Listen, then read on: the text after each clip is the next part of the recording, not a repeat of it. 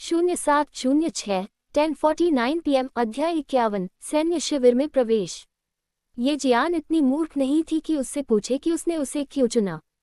चूंकि उसे पहले ही चुन लिया गया था तो इसके पीछे सेना की ओर से कोई कारण जरूर होगा।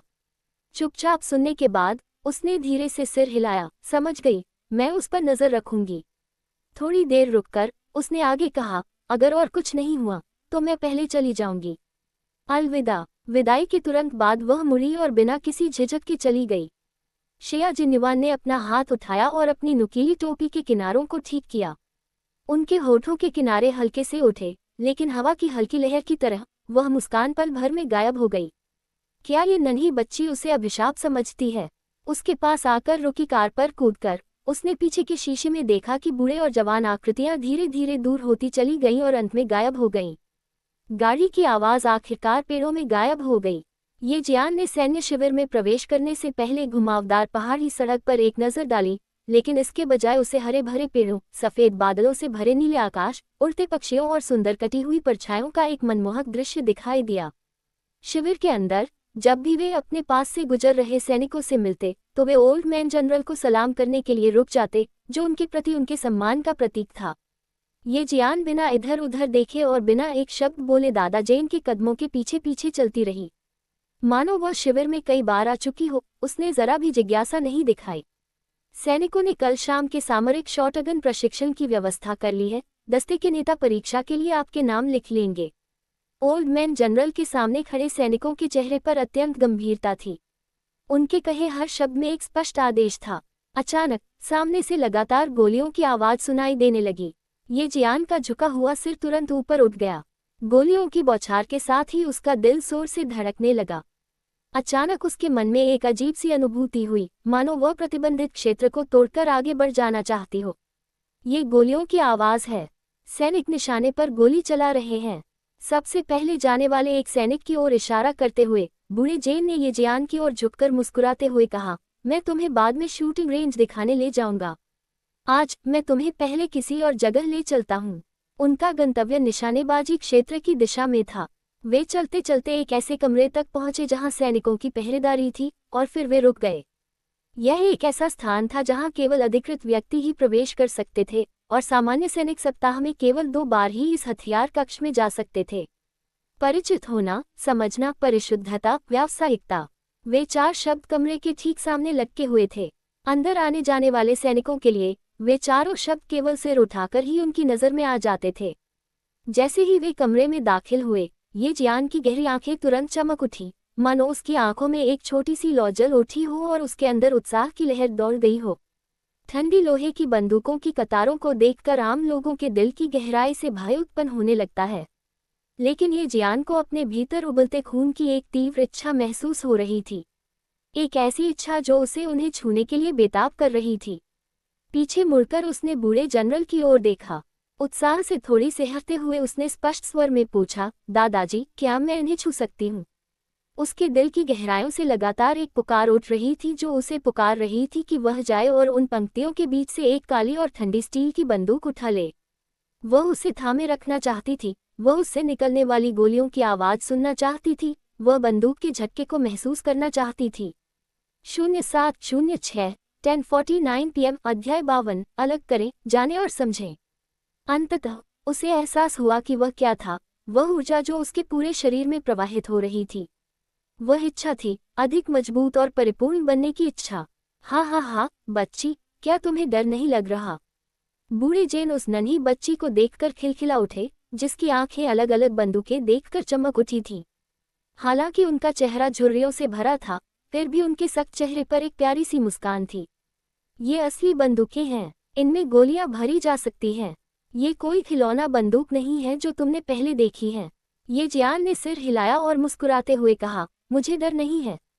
प्रिंसिपल चेन ने मुझे सिखाया है कि हथियारों के प्रति लगाव विकसित करके ही युद्ध में उनका सही इस्तेमाल किया जा सकता है। उन्हें अपना सहायक बनाकर वे मुश्किल समय में साथियों की जान बचा सकते हैं।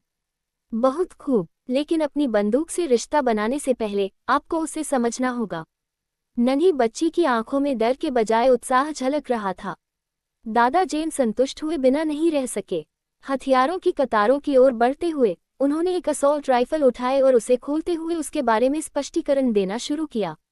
यह M70AB2 रूसी कलाश्निकोव श्रृंखला की AK-101 असॉल्ट राइफल है जो 5.6 मिलीमीटर नाटो कारतूस का उपयोग करती है, जिसका आविष्कार सोवियत संघ के प्रसिद्ध आविष्कारक मिखाइल कलाश्निकोव ने किया था। ये बंदूक आमतौर पर स्वचालित राइफल के रूप में जानी जाती है। बूढ़े जेम्स ने तुरंत कार्रवाई की। यहाँ तक कि बिना किसी टूलकिट के भी उन्होंने 5 मिनट से भी कम समय में असॉल्ट राइफल को अलग अलग हिस्सों में बांट दिया। अभी अभी बंदूक से कितने पुर्जे अलग किए गए?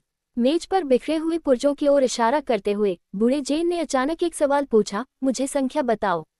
जिस क्षण उसने बंदूक उठाए उसी क्षण से उसका प्रशिक्षण शुरू हो चुका था। ये जियान ने मेज पर पड़े एक हिस्से की ओर इशारा करते हुए मुस्कुराते हुए कहा, यह आखिरी हिस्सा है जिसे आपने मेज पर रखा था। ये बंदूक से निकाला गया 47वां हिस्सा है। वह 74वां हिस्सा है। दादाजी, आपने कुल 80 हिस्से निकाले हैं, क्या मैं सही कह रही हूँ? वह न केवल सही थी बल्कि सटीक भी थी। आधे महीने के प्रशिक्षण के बाद ये जियान को किसी भी समय प्रशिक्षण की स्थिति में आने की आदत हो गई थी। चाहे वह प्रधानाचार्य चेन हो या बूढ़े जेन, वे हमेशा अचानक प्रश्न पूछना पसंद करते थे। बूढ़े जेन ने एक बार फिर मुस्कुराते हुए तारीफ की, बुरा नहीं, बुरा नहीं। अच्छी समझ और अवलोकन क्षमता। 47वां भाग एक घूमने वाला बोल्ट है। गोली चलाने के लिए बोल्ट घूमकर रिसीवर में लॉक हो जाता है और फिर मैगजीन निकालने के लिए रिसीवर से अनलॉक करने के लिए वापस घूम जाता है।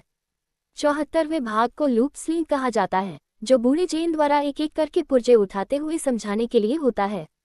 ये जियान, जिसे बंदूकों के बारे में बिल्कुल भी जानकारी नहीं थी, जल्द ही कुछ सीख गया। पूरे दिन भर बूढ़े जेन ने लगातार आग्नेयास्त्रों को अलग अलग हिस्सों में बांटा और ये जियान प्रत्येक बंदूक के अलग अलग हिस्सों की संख्या और विभिन्न आग्नेयास्त्रों के उपयोग के बारे में जानकारी को आत्मसात करते हुए जवाब देती रही। असॉल्ट राइफलें, शॉटगन, सेमी ऑटोमेटिक पिस्तौलें, बोल्ट एक्शन राइफलें, रिवॉल्वर और भी बहुत कुछ। उसने न केवल कई अलग अलग प्रकार की बंदूकों को छुआ था, बल्कि उन्हें खुद खोलकर भी देखा था। इससे उसे बंदूकों की गहरी समझ प्राप्त हुई थी। Revolver, extractor rod, mainspring, front sight. ये जियान, जो कक्षा की ओर जाते हुए अपनी पाठ्य पुस्तक लिए हुए थी, ने कल और आज सुबह प्राप्त ज्ञान की समीक्षा करते हुए धीरे से अपने होंठ थोड़े से हिलाए। नया सप्ताह शुरू हो चुका था और ये जियान स्कूल लौट आई थी। हालांकि उसका मन अभी भी हथियारों की दुनिया में डूबा हुआ था। 0706 10:49 PM अध्याय 53 आग और पानी। ये जियान का पीछा कर रही आन जियाक्सन ने उसे कई बार पुकारा था, लेकिन ये जियान ने कोई जवाब नहीं दिया, जिससे उसके चेहरे पर चिंता के कुछ निशान साफ दिखाई दिए। जब ये जियान उसके पास पहुंची तो उसे शायद उसकी मौजूदगी का एहसास हुआ और उसने अपना सिर घुमाया। उसने आन जियाक्सन के चेहरे पर चिंता देखी और पूछा, क्या हुआ? तुम ठीक नहीं लग रही हो। कुछ नहीं, मैंने तुम्हें कई बार फोन किया लेकिन तुमने जवाब नहीं दिया। मुझे गुस्सा आ रहा है, ये जियान ने मुस्कुराते हुए कहा। साफ था कि चिंता की कोई बात नहीं थी। आन जियाक्सन मुस्कुराते हुए बोली, लेकिन मन ही मन उसने राहत की सांस ली। मेरी गलती, मैं पाठ्य पुस्तक याद कर रही थी और पीछे से आपकी आवाज़ नहीं सुन पाई। आन जियाक्सन की चिंता देखकर ये जियान शांत रही। उसने चुपचाप अपनी पाठ्य पुस्तक उठाकर आन जियाक्सन को दिखाए और मुस्कुराते हुए कहा, श्रम दिवस की छुट्टी के बाद हमारी मध्यावधि परीक्षाएं होंगी। मुझे इस समय का पूरा फायदा उठाकर पढ़ाई करनी होगी। उसके पास न तो रात में ऐसा करने का समय था और न ही सप्ताहांत में, इसलिए वह केवल इतना ही कर सकती थी कि कुछ समय निकालकर सत्र के दौरान प्राप्त होने वाले हर ज्ञान को दोहरा ले। आपने बिल्कुल सही सुना, ये जियान पूरे सत्र के दौरान सीखी गई बातों को दोहरा रही थी, न कि केवल पहले से पढ़ाई गई बातों को। एन जियाक्सन ने अपने मन की चिंता को दूर भगाते हुए मुस्कुराते हुए कहा, ठीक है, मुझे भी रिवीजन करने का मन कर रहा है। आज रात के सेल्फ स्टडी सेशन के बाद क्या हम दोनों क्लासरूम में रुककर हॉस्टल लौटने से पहले 10-10 सवाल हल कर लें? उसने हाथ में पकड़े टेस्ट पेपर हिलाते हुए विनती की, प्लीज मेरे साथ ये टेस्ट पेपर हल कर दो। मेरी मम्मी ने इन्हें खरीदा है।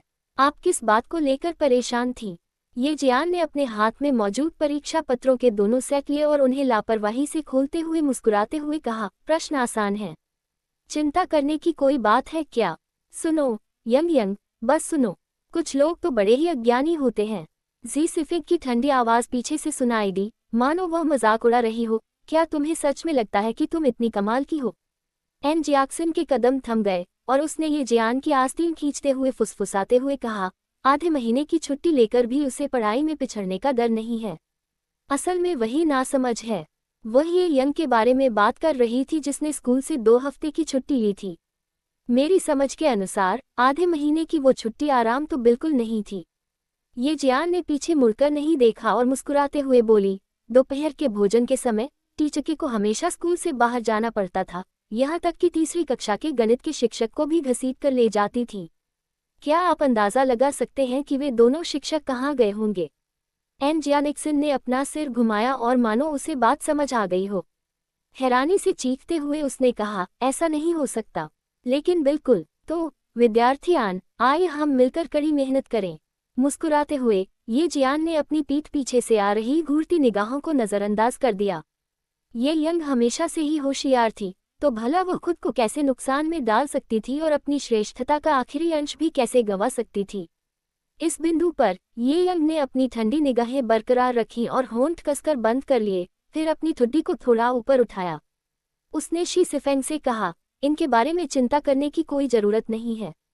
आपको क्या लगता है कि आत्मसंतुष्ट लोगों का क्या होता है? हाँ, आत्मसंतुष्ट लोगों के लिए उसका अंत कैसा होगा? ये जियान, जो अब कक्षा के दरवाजे पर खड़ी थी, ने खुशी से ये यंग की ओर देखा। उसके होंठों के कोने मुड़े हुए थे और उसने एक ठंडी मुस्कान दी। ये यंग, मैं तुम्हारे उस घमंड को अपने हाथों से चूर चूर कर दूंगा। जब दोनों की आंखें मिली तो आग और पानी की तरह उनकी आवृत्तियां पूरी तरह से असंगत थीं। स्कूल से पूरे आधे महीने की निर्बाध छुट्टी का आनंद लेने के बाद ये यंग ने मन ही मन दांत भींच लिए। उसके दिल में चाहे कितनी भी भयंकर आग क्यों न भड़क रही हो, उसने उसे सहन कर लिया। लगातार मार खाने के बाद ये यंग को आखिरकार समझ आ गया कि ये जियान अब उसकी बात आज्ञाकारी रूप से नहीं सुनेगी। और ये जियान को धमकाने के लिए, अगर तुमने मुझसे बेहतर स्कोर करने की हिम्मत की तो मैं तुम्हें अपने घर से निकाल दूंगा, जैसे शब्दों का इस्तेमाल करना असंभव होगा।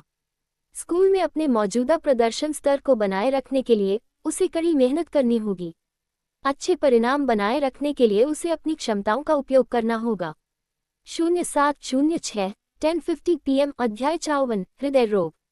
रात के स्व अध्ययन सत्र से पहले अभी भी आधा घंटा बाकी था और अधिकांश छात्र पहले से ही उपस्थित थे क्योंकि वे एक अंतहीन विषय पर चर्चा करने के लिए समूहों में इकट्ठा हो गए थे। जब ये जियान और आन जियाक्सन कक्षा में दाखिल हुए तो मूल्यांकन पत्र पर चर्चा करने के लिए एकत्रित कुछ छात्रों ने तुरंत पूछा, क्या आप ज्यामिति का आखिरी प्रश्न हल कर पाए? ये बेहद कठिन था, इसे हल करने का कोई तरीका ही नहीं था। मुझसे मत पूछो, मैंने नहीं किया। आन जियाक्सन ने अपना स्कूल बैग नीचे रखा और गुस्से से जवाब दिया, मुझे पता नहीं था कि इसे कैसे करना है, इसलिए मैंने इसे हल नहीं किया। बस इतना ही। ऐसा हो ही नहीं सकता, है ना? तुम भी इसे हल नहीं कर पाए। ये जियान कर सकती है, उससे पूछो। आन जियाक्सन ने अपना मूल्यांकन पत्र निकाला और अभी तक अपनी सीट पर न पहुंची ये जियान से पूछा, रात के स्व अध्ययन से पहले अभी आधा घंटा बाकी है। पहले समझाओ कि तुमने ये प्रश्न कैसे हल किया। उसकी आवाज़ हमेशा इतनी तेज होती थी कि शोर मचा रहे छात्र भी उसे सुन सकते थे। सब रुक गए और ये जियान की ओर देखने लगे और कुछ छात्र तो चिल्लाने ही लगे, ये जियान, आइए हमें पढ़ाए। आप तो ये यंग से कहीं ज्यादा उदार हैं। जब भी लोग ये यंग से सलाह लेने जाते तो उन्हें निराशा ही हाथ लगती क्योंकि वह या तो कहती कि वह अभी भी सोच रही है या फिर कहती कि उसके पास इसके लिए समय नहीं है। ये जियान अलग थी, उससे पूछो, भले ही उसे कुछ काम हो, वह पहले धैर्यपूर्वक जवाब देती थी। कक्षा के बाहर अपनी भावनाओं को शांत करने की कोशिश कर रही ये यंग ने इसे संयोगवश सुना और उसके चेहरे का रंग उड़ गया। जिन छात्रों ने ऐसा कहा उन्होंने उसे देखा और उनकी निगाहें एक पल के लिए मुस्कुराईं, लेकिन उनका खुद को समझाने का कोई इरादा नहीं था। उन्होंने जो कुछ कहा था वह सिर्फ तथ्य थे। आधे महीने की छुट्टी के बाद लौटी ये यंग को मजबूरी में इसे सहना पड़ा। उसने अपने होंठ सिकुड़ते हुए बैठ गई और मुस्कुराते हुए अपने कई सहपाठियों का अभिवादन स्वीकार किया। आपकी चिंता के लिए धन्यवाद। मैंने सोचा भी नहीं था कि इतनी छोटी सी बात पर मुझे आधे महीने की छुट्टी लेनी पड़ेगी। उसने चेहरे पर प्यारी सी मुस्कान लिए हंसते हुए ऐसे बर्ताव किया जैसे कुछ हुआ ही न हो। ये सुनकर सी सिफेक तुरंत चौंक उठी, अरे तुम तो छोटे हो। तुम्हारी माँ ने बताया कि तुम शहर गए थे और वहाँ पता चला कि तुम्हारे दिल में कुछ समस्या है। उन्होंने ये भी कहा कि इसका इलाज मुश्किल है और तुम्हें इसके साथ ही जीना होगा। तुम्हें अपनी भावनाओं पर काबू रखना होगा और दौड़ना जैसे व्यायाम बिल्कुल नहीं करने हैं। क्या हृदय रोग इतना गंभीर कि दौड़ना भी मना है? उसकी बात सुनकर सभी छात्र स्तब्ध रह गए।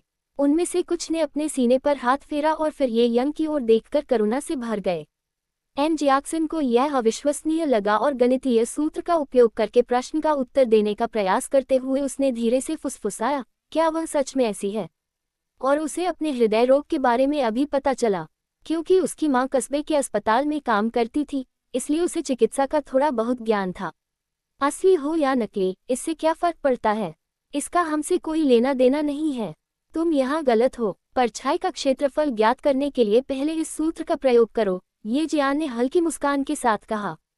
उसे उस लड़की की जरा भी परवाह नहीं थी। दिल की समस्या, छी, क्या उसे अपनी भावनाओं पर काबू रखना होगा?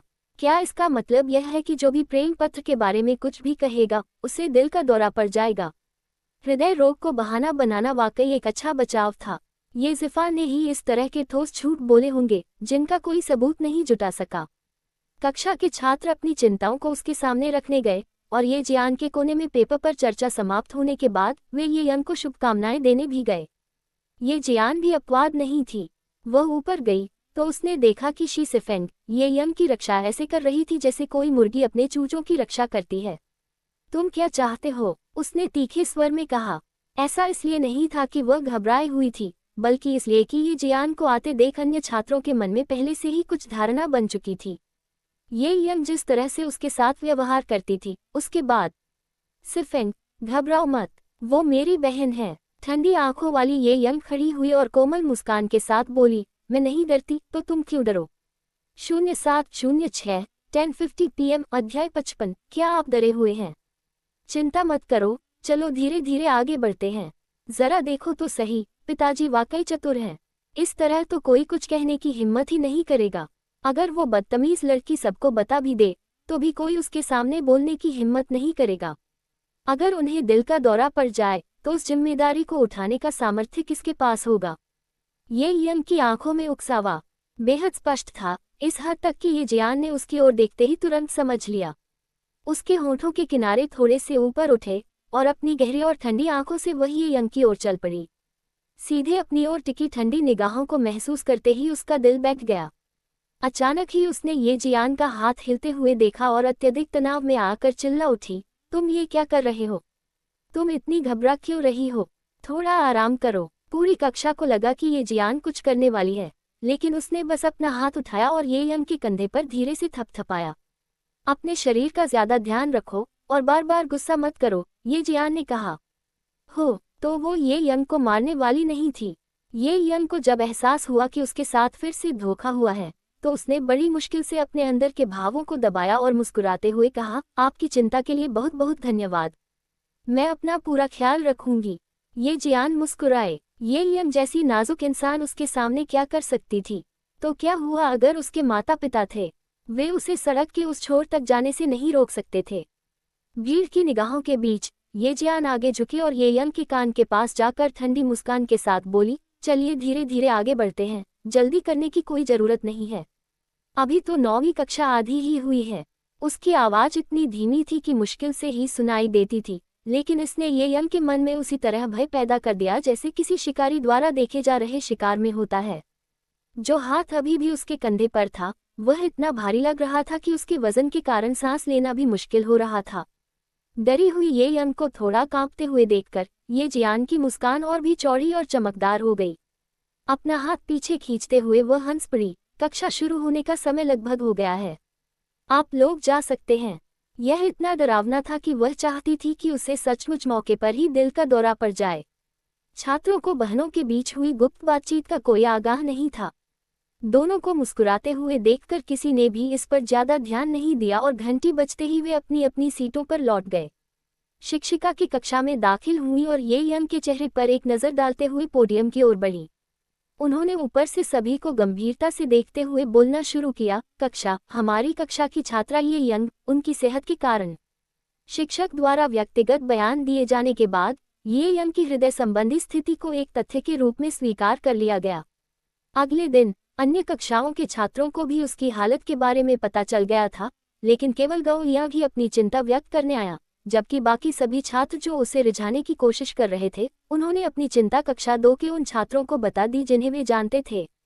सुंदर और लंबा कद वाला वह व्यक्ति शालीनता से कक्षा 2 के कक्ष में दाखिल हुआ और जादुई ढंग से 3 सेकंड से भी कम समय में पूरी शोरगुल वाली कक्षा को शांत कर दिया। वह ये यंग के पास गया और गंभीर स्वर में बोला, मई का पहला दिन छुट्टी का दिन है। मैं तुम्हें चेकअप के लिए ले चलता हूँ। तुम्हारा चेहरा कुछ लाल दिख रहा है, तो तुम्हें जन्मजात हृदय रोग कैसे हो सकता है? इस तरह की ईमानदारी देखकर ये जियान को लगभग जोर से हंसी आ गई। उसने उत्सुकता से ये यंग के घबराए हुए चेहरे को देखा। मेरा तुमसे कोई लेना देना नहीं है, इसलिए यहाँ से चले जाओ। ये यंग ने ठंडे स्वर में अपने होंठ दबाए और उसे घूर कर देखा। मेरे चाचा प्रांतीय अस्पताल के अध्यक्ष हैं। मई की छुट्टी में अभी 8 दिन बाकी हैं। मुझे जवाब देने से पहले एक बार फिर सोच लीजिए। इनकार मिलने और जाने के लिए कहे जाने पर अभिमानी गाओ यांग ने खुद को संभाला और जाने से पहले गंभीर स्वर में कुछ कहा। प्रांतीय अस्पताल के अध्यक्ष। ये यंग की आंखें सदमे से सिकुड़ गईं। तो उनके परिवार का इतना गहरा संबंध था। उसे अपने द्वारा उसके प्रति व्यक्त किए गए लहजे पर पछतावा हुआ। ये जियान ने उसका नन्हा सा चेहरा देखा और हल्की सी हंसी, लेकिन साथ ही उसे थोड़ी झुंझलाहट भी हुई। लेकिन दृश्य को मजेदार पाकर वह फिर से हंस पड़ी। उसने शांति से अपनी नजरें हटा ली और अपना चेहरा अपनी किताब में छिपा लिया। वह आज रात का बेसब्री से इंतजार कर रही थी। 0706 10:50 PM अध्याय 56। एक उत्कृष्ट स्नाइपर का विकास। 1 मई को पड़ने वाली छुट्टी से पहले का मौसम अभी भी कुछ हद तक ठंडा था, खासकर तब जब बारिश हो रही थी और सूरज पहले ही डूब चुका था। ये जियान आधे घंटे से बारिश में खड़ी थी। उससे 10 सेंटीमीटर की दूरी पर एक जंजीर से बंधा भेड़िया कुत्ता था, जो उस पर भयंकर रूप से गुर्रा रहा था। उसकी लगातार दहाड़ किसी के भी दिल में डर पैदा कर सकती थी। कई बार स्नाइपर को घंटों और कभी-कभी दिनों तक छिपकर रहना पड़ता है, लेकिन उस दौरान आपको कभी पता नहीं चलेगा कि कब खतरा सामने आ जाए। डर को स्वीकार करना, डर का सामना करना सीखना और उस पर विजय पाना ही एक अच्छे स्नाइपर की पहचान है। तेज बारिश के बीच प्रिंसिपल चेन की दृढ़ आवाज बारिश की बूंदों की आवाज को चीरते हुए सुनाई दी। वे अपने जीवन भर के अनुभवों का उपयोग ये जियान को प्रशिक्षित करने में कर रहे थे। 24 घंटे आदेशों की प्रतीक्षा करते हुए, अपनी उपस्थिति छुपाए रखते हुए, आपको भारी बारिश, बिजली, बर्फीले तूफान और चिलचिलाती धूप का सामना करना पड़ेगा। कठोर मौसम और वातावरण की अनदेखी करना सीखकर ही आप अपने मिशन को सफल बना पाएंगे और आपकी हर गोली व्यर्थ नहीं जाएगी। बारिश धीरे धीरे तेज होती गई, लेकिन उसके शब्द भारी ढोल की आवाज की तरह थे जो ये जियान के दिल पर असर कर रहे थे। तूफान के बाद इंद्रधनुष देखने के लिए पहले तूफान की अग्नि परीक्षा को सहन करने में सक्षम होना आवश्यक है। ये जियान वहीं खड़ी रही। भेड़िया कुत्ता उसे घुसपैठिया समझकर उस पर भौंकते हुए बेतहाशा छटपटाने लगा। ऐसा लग रहा था मानो वह किसी भी क्षण खुद को छुड़ाकर उस पर झपट पड़ेगा और उसे काट लेगा। ऐसा नहीं था कि उसे डर नहीं था, बल्कि अगर उसे डर भी लगता तो भी पीछे हटने का कोई रास्ता नहीं था। अगर उसका शरीर थोड़ा सा भी हिलता तो उसके पैरों के पास लगी स्टील की सुइयां उसकी त्वचा को छेद देती। जैसा कि प्रिंसिपल चेन ने बताया है, यदि आप पीछे हटते हैं तो आपके साथियों का खून बहेगा। याद रखें, एक बार स्नाइपर राइफल उठा लेने के बाद पीछे हटने का कोई रास्ता नहीं है। लक्ष्य को नष्ट करके मिशन को सफल बनाना ही होगा। खुद को खून बहते हुए और अपने साथियों को बलिदान होते हुए न देखने के लिए इंसान को और भी मजबूत बनना होगा। वह 1 घंटे तक मूसलाधार बारिश में खड़ी रही। बारिश रुकने के बाद ये जियान को अपने पैरों में कोई संवेदना महसूस नहीं हो रही थी। प्रधानाचार्य चेन धीरे से हाथ में तौलिया लिए ये जियान के बगल में बैठ गए और उस लड़की को स्नेह से देखने लगे जिसके पैर नम और आरामदायक जमीन पर टिके नहीं थे। उन्होंने भारी स्वर में एक एक शब्द करके कहा, बेटी, तुमने ये रास्ता खुद चुना है। अपने खून पसीने से ही मंजिल तक पहुंचकर तुम अपनी सीमा और अपनी चरम सीमा को जान पाओगी। उन्होंने ये जियान के सिर पर तौलिया धीरे से रखा और फिर मार्गदर्शन देते हुए कहा, सूरज की किरणों में धीरे धीरे बढ़ते हुए तुम ग्रीन हाउस में खिलने वालों से भी अधिक सुंदर बनोगी। तुम्हारे माता पिता की सुरक्षा के बिना, यकीन मानो बच्ची, तुम्हारा जीवन बाहर के आम लोगों से कहीं अधिक शानदार होगा। प्रिंसिपल चेन को उस दिन हुई घटना की जानकारी थी। काफी सोच विचार के बाद उन्होंने इस अतिरिक्त प्रशिक्षण सत्र को शामिल करने का निर्णय लिया। वह ये जियान से कह रहा था कि वह दूसरों से अलग है। उसने जो कुछ भी हासिल किया है वह सब उसकी अपनी मेहनत का फल है और इसलिए केवल उसी का है। यह ऐसी चीज नहीं है जिसे कोई और बदल सके। ये जियान, जिसकी सांसें आखिरकार रुक गई थी, ने अपना सिर उठाया। बारिश से भीगी हुई उसकी दोनों आंखें दर्पण की तरह चमकदार थीं, साफ और सुंदर, जिनमें कोई कुरूपता नहीं थी। उसने हाथ उठाकर अपने चेहरे पर पड़ी बारिश की बूंदों को पोंछा और बड़े बुजुर्ग की ओर ध्यान देते हुए मुस्कुराई। मैं आगे बढ़ती रहूंगी, दूसरों के लिए नहीं, बल्कि अपने लिए। निश्चिंत रहें, ये जियान ने, ये रास्ता चुन लिया है। मैं इसे बीच में नहीं छोड़ूंगी और नहीं आने वाली कठिनाइयों से हार मानूंगी। वह अपने रास्ते में आने वाली कठिनाइयों को दूर करने के लिए एक तेज तलवार से खुद को लैस कर लेगी, कांटों को काटकर अपने लिए एक चौड़ा रास्ता बनाएगी। प्रिंसिपल चेन जोर से हंसे और खड़े होने से पहले उसकी कई बार प्रशंसा की। शाबाश बच्ची, तुम निडर और खुले विचारों वाली हो। ये यंग तुम्हारे सामने कुछ भी नहीं है। नहीं, तुम गलत हो। खड़े होकर ये जियान ने धीरे से मुस्कुराते हुए कहा, वह मेरी प्रतिद्वंदी है, एक ऐसी प्रतिद्वंदी जो मुझे आगे बढ़ने के लिए प्रेरित कर सकती है। मैं उस दिन उसके चेहरे के भाव देखने के लिए उत्सुक हूँ जब मेरे ये हाथ उसके घमंड को चूर चूर कर देंगे। 0706 10:50 PM अध्याय 57 स्कूल के छात्रावास से दूर जाना। ये सुनकर प्रिंसिपल चेन ने कुछ देर सोचा और फिर मुस्कुराते हुए सिर हिलाया। अगर ऐसा है तो तुम्हें और मेहनत करनी होगी। जाओ और शावर रूम में कपड़े बदल लो। मुझे कुछ काम है, इसलिए आज की ट्रेनिंग यही समाप्त होती है। बारिश में 1 घंटे तक खड़े रहने के बाद अनावश्यक जल्दबाजी करने से शरीर को नुकसान होगा, खासकर तब जब वह अभी भी विकास की उम्र में थी। ये जियान ने गर्म पानी से खुद को धोने के बाद जब शॉवर रूम से बाहर निकली तो उसने प्रशिक्षण कक्ष में स्पोर्ट्स शर्ट और लंबी काली पतलून पहने हुए लगभग 40 वर्ष के एक अधेड़ उम्र के व्यक्ति को प्रिंसिपल चेन से बात करते हुए देखा। लड़की, आओ, मैं तुम्हें अंकल यांग से मिलवाता हूँ। प्रधानाचार्य चेन ने प्रधानाचार्य का वेश धारण कर लिया था और तभी उन्होंने ये जियान को इशारा करते हुए कहा, हम किसी बात पर तुम्हारी राय जानना चाहते हैं। उस अधेड़ उम्र के व्यक्ति को देखते ही पता चल जाता था कि उसने अपना पूरा जीवन अभ्यास में बिताया है। उसने मुस्कुराते हुए ये जियान को अपनी आंखों से परखा और फिर प्रधानाचार्य चेन की ओर मुड़कर टिप्पणी की, इस थोड़े से समय में ही मैंने देख लिया है कि यह लड़का कठिनाइयों को सहन कर सकता है। ये जियान जल्दी से पास पहुंची और विनम्रतापूर्वक अभिवादन करते हुए बोली, चाचा जी। उसकी बात सुनकर वह मुस्कुराया और आगे बोला, अभी प्रधानाचार्य ने कहा कि आपके लिए छात्रावास में रहना असुविधाजनक होगा। हर रात 11 बजे देर से लौटने से वहां के छात्रों पर असर पड़ेगा। सोच विचार कर लीजिए कि आप बाहर जाना चाहती हैं या नहीं। घर छोड़कर चले जाना। ये जियान थोड़ा चौंक गई। उसने वाकई घर छोड़कर जाने के बारे में सोचा था। आज ये यंग को देखकर उसका यह विचार और भी पुख्ता हो गया। हालांकि उसने अभी तक इसका कोई हल नहीं सोचा था, लेकिन प्रिंसिपल चेन ने उसके लिए पहले ही सारी व्यवस्था कर दी थी। किसी के द्वारा उसकी परवाह किए जाने का एहसास उसे बहुत अच्छा लगा, सचमुच बहुत अच्छा। मैंने घर छोड़ने के बारे में सोचा था, लेकिन अभी भी। इससे पहले कि वह अपनी बात पूरी कर पाती, उसने प्रिंसिपल चेन की ओर देखा। फिर उसने अंकल यान की ओर देखा और उसकी आंखों में खुशी झलकने लगी। एक नज़र में ही प्रिंसिपल चेन समझ गई कि उसने सही अनुमान लगाया है। उन्होंने हंसते हुए बटालियन कमांडर यांग नाम के अधेड़ उम्र के व्यक्ति के हाथ पर थपथपाया और कहा, अगले 1.5 साल तक वह आपकी देखरेख में रहेगा। आप बहुत ही विनम्र हैं। हम जैसे सैन्य कर्मियों का बाहर उपयोगी होना दुर्लभ है। तो फिर यह मामला सुलझ गया। जब तक बच्चा तैयार है, आप इसे हम पर छोड़ सकते हैं। बटालियन कमांडर यांग ने प्रिंसिपल चेन की तारीफ के लिए हाथ हिलाते हुए धन्यवाद दिया और कहा, आप अकेले रहेंगे, इसलिए आपके पास अपनी जगह और एक बालकनी होगी। और चूंकि आप अभी भी छात्र हैं, तो क्यों न मैं आपके लिए एक किताबों की अलमारी और एक टेबल लैंप भी लगवा दूं। कैसा रहेगा? मैं इसे आप पर छोड़ता हूँ, मैं इसे आप पर छोड़ता हूँ। ये देखकर कि वही ये जियान की हर जरूरत का ख्याल रख रहा है, प्रिंसिपल चेन को और भी भरोसा हो गया कि ये जियान रंगरूट शिविर में अकेले रह पाएगी। यह न केवल सुरक्षित था, बल्कि इसे उसकी गतिविधियां भी छिपी रहेंगी। ये जियान को खुद भी नहीं पता था कि इतनी देखभाल मिलने से उसकी आंखें कितनी बार लाल हो गई थीं, और उसने बटालियन कमांडर यान को झुककर प्रणाम किया। धन्यवाद अंकल यान, मैं आपको कभी कोई परेशानी नहीं दूंगी। लेकिन इससे पहले कि वह पूरी तरह झुक पाती, बटालियन कमांडर यान ने अपने शक्तिशाली हाथ आगे बढ़ाए और उसे कसकर पकड़ लिया। फिर धीमी आवाज में बोला, बच्ची, तुम बहुत विनम्र हो। याद रखना, हम सैनिक कभी हार नहीं मानते। अपनी कमर सीधी करो। एक से अधिक लोगों ने ये जियान को अपनी पीठ सीधी रखने और दूसरों के सामने आसानी से न झुकने की सलाह दी थी। जब वह स्कूल लौटी तो रात के 11 बज चुके थे।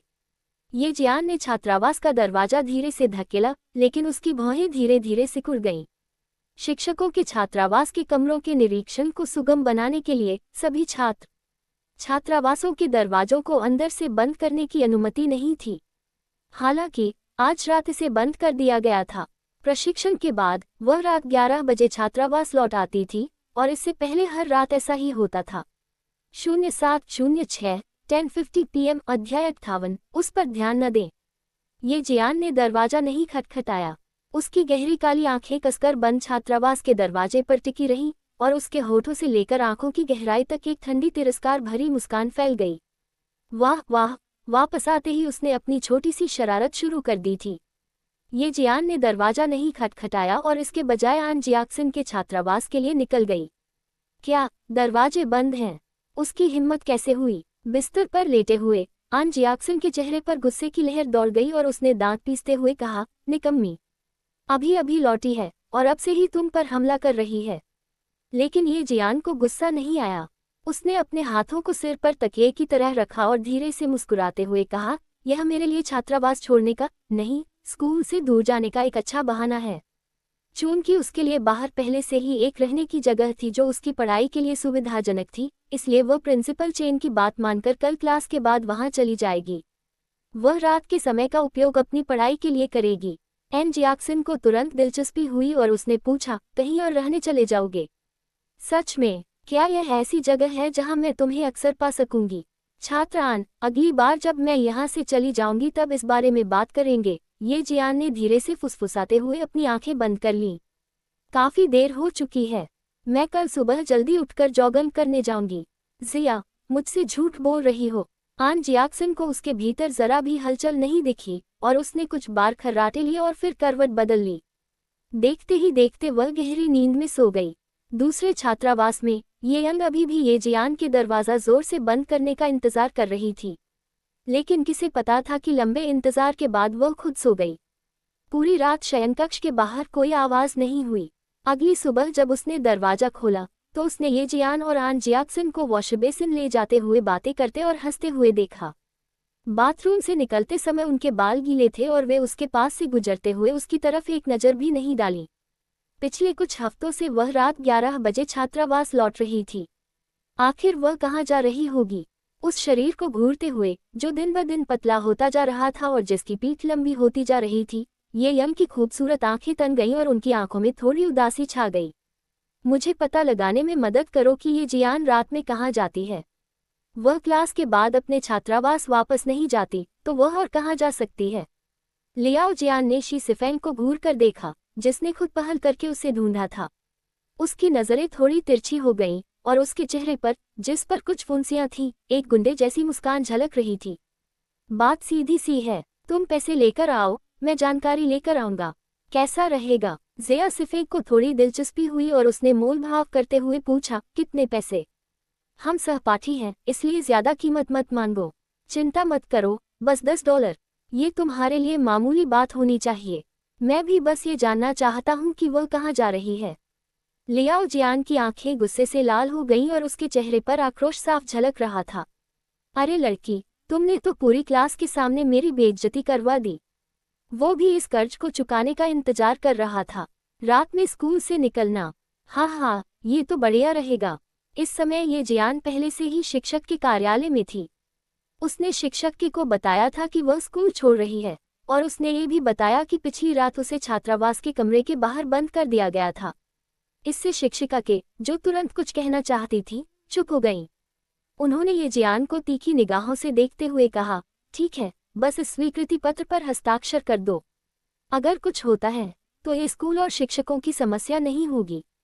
घर से बाहर रहने जा रही हो, अनुशासनहीन लड़की समाज की गंदगी के संपर्क में ही आएगी। बिगड़ जाना बहुत आसान है। ये जियान ने कुछ देर तक पत्र को देखा और बिना किसी झिझक के उस पर हस्ताक्षर कर दिए। मुस्कुराते हुए उसने विनम्रता से कहा, शिक्षक निश्चिंत रहिए, मैं अपना ख्याल रखूंगी।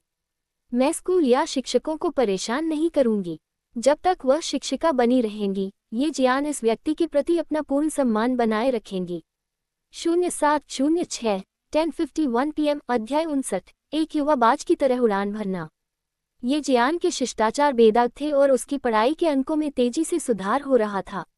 इससे शिक्षक के, जो समय समय पर उसे सबक सिखाना चाहते थे, को ऐसा करने का बिल्कुल भी मौका नहीं मिला। दोपहर होते ही ये जियान अपना सामान पैक करने चली गई। उसने अपना कंबल उठाया और खुद ही बड़ा सा बुना हुआ थैला उठाया और बिना पीछे मुड़े स्कूल से निकल गई। एन जियाक्सन ने उसकी पाठ्य पुस्तकें उठाने में मदद की और उसके पीछे पीछे चलने लगी। स्कूल के गेट तक पहुंचते पहुंचते एन जियाक्सन ने अविश्वास से पूछा, क्या तुम सचमुच घर छोड़कर जा रही हो? सच में, उसे हमेशा यही लगता था कि वह उससे सिर्फ मजाक कर रही थी। बिल्कुल, मैं हूँ। क्या मैंने तुम्हें कल रात इसके बारे में नहीं बताया था? ये जियान ने अपना सामान एक आम 3 पहिया यात्री वैन में रखा और एन जियाक्सन से बात की, जो अभी भी घटना को समझने की कोशिश कर रही थी। जल्दी वापस जाओ, अगर तुम्हारा नाम दर्ज हो गया तो तुम्हें कोई फायदा नहीं होगा। एन जियाक्सन ने जल्दी से पाठ्य पुस्तकों का बैग वैन में रखा और जवाब देने से पहले अपना चेहरा पोंछा, तुमने जो चाल चली वह वाकई अच्छी थी। सच में बहुत सुंदर। क्या तुमने अभी ये यंग का चेहरा देखा? वह कितना बदसूरत था। वह ऐसा क्यों नहीं करेगी?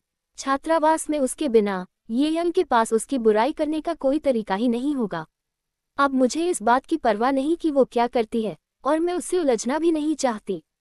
मैं बस अच्छे से पढ़ाई करके राजधानी के हाई स्कूल में दाखिला लेना चाहती हूँ। उससे उलझने से मेरा समय ही बर्बाद होगा। जब उससे निपटने या उसे मारने का कोई तरीका नहीं है, या उसे स्कूल से भगाकर बेबस छोड़ने का भी कोई उपाय नहीं है, तो फिर उसका समय और मेहनत क्यों बर्बाद की जाए जब सब व्यर्थ ही जाने वाला है। ये जियान ने अपना काम खत्म करते ही वैन में छलांग लगाए और एन जियाक्सन को अलविदा कहा। अपने सामान के साथ वह जल्द ही एक बिल्कुल नई जगह में प्रवेश करने वाली थी। स्कूल के बाद कई लोग इधर उधर आ जा रहे थे, लेकिन ये जियान के जाने पर किसी का ध्यान नहीं गया। केवल लियाओ जियान, जिसके मुंह में लॉलीपॉप थी, मुस्कुरा रहा था और उसने तिरछी मुस्कान के साथ उस 3 पहिया वैन को देखा। वह उसे लेने आ रही मोटरसाइकिल के पास पहुंचा और समाज के उस युवक की पीठ थपथपाई जिसके पीठ पर हरे रंग के टैटू थे। भाई, मैं तुम्हें अपनी क्लास की एक अच्छी लड़की के बारे में बताता हूँ। स्कूल की कोई लड़की कितनी अच्छी हो सकती है? रेस्टोरेंट में 2 अमीर लड़कियां हैं और चलते समय उनकी छातियां उछलती हैं। चलो चलते हैं, भाई तुम्हें वहां ले चलता है, मजे करने के लिए। भाई फी कस्बे का मशहूर गुंडा था। लियाओ जियान के पिता के साथ भी उसके अच्छे संबंध थे और वह अक्सर लियाओ जियान को मौज मस्ती के लिए ले जाता था। मोटरसाइकिल स्टार्ट हुई। स्कूल के गेट से ओझल होने से पहले वह गड़गड़ाहट करते हुए काले धुएं का निशान छोड़ती चली गई। ये जियान पर अंततः उसके पिछले आवास से संबंधित कोई प्रतिबंध नहीं रह गया था और उसने अपने विकास में तेजी से प्रगति करना शुरू कर दिया, जिससे प्रधानाचार्य चेन बहुत आश्चर्यचकित हुए। पहली बार बंदूक को छूने और गोली चलाने के अनुभव ने उसे स्नाइपर बनने के लिए और भी ज्यादा जुनूनी बना दिया। वह गोली की उस अदम्य गति से मोहित थी जो लक्ष्य पर लगती है। वह बार बार खुद पर विजय पाने के आनंद में पूरी तरह डूबी रहती थी। मई के पहले दिन की पूरी छुट्टी के दौरान ये जियान ने प्रधानाचार्य चेन और बूढ़े जेन के साथ जंगल में लगातार प्रशिक्षण लिया। दांत भींचकर उसने यातनाओं के इस कभी न खत्म होने वाले चक्र को सहन किया। निशाना 470 मीटर दूर है। सिर पर गोली मारनी है। अपनी स्नाइपर राइफल को पीठ पर लादे हुए उसने पेड़ के तने को पकड़ लिया और खड़ी ढलान से नीचे उतरने लगी। जमीन से एक निश्चित ऊंचाई पर पहुंचते ही वह पेड़ से कूद गई। उसके चेहरे पर तेल के रंगों से हरा रंग लगाया गया था और उसके सिर पर छोटा सा हेलमेट होने से उसका चेहरा और भी अधिक आकर्षक लग रहा था। प्रिंसिपल चेन ने तिनके का निशाना उठाया और झाड़ियों के ऊपर से निकल गए। उन्होंने निशाने के माथे पर लगी खाली गोली निकाली और ये जियान को सौंप दी। इसे संभाल कर रखना, ये तुम्हारी तरक्की का गवाह भी बनेगी। मैं अपनी प्रगति को दर्शाने के लिए और भी बहुत सारे बनाऊंगी। उसने अपने होंठ सिकोड़कर धीरे से कहा। उसके हाथ में गर्म गोली कसकर पकड़ी हुई थी। उसके चेहरे पर एक सच्चे सैनिक की शीतलता झलक रही थी। 0706 10:51 PM अध्याय 60 गवाह। ये जियान की प्रगति को ईश्वरीय गति जैसे शब्दों से भी बयान नहीं किया जा सकता था।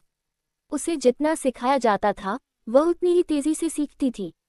प्रधानाचार्य चेन और बूढ़े जेन दोनों को कई बार अफसोस भी हुआ, लेकिन साथ ही ये जियान पर उनका भरोसा भी बढ़ता गया।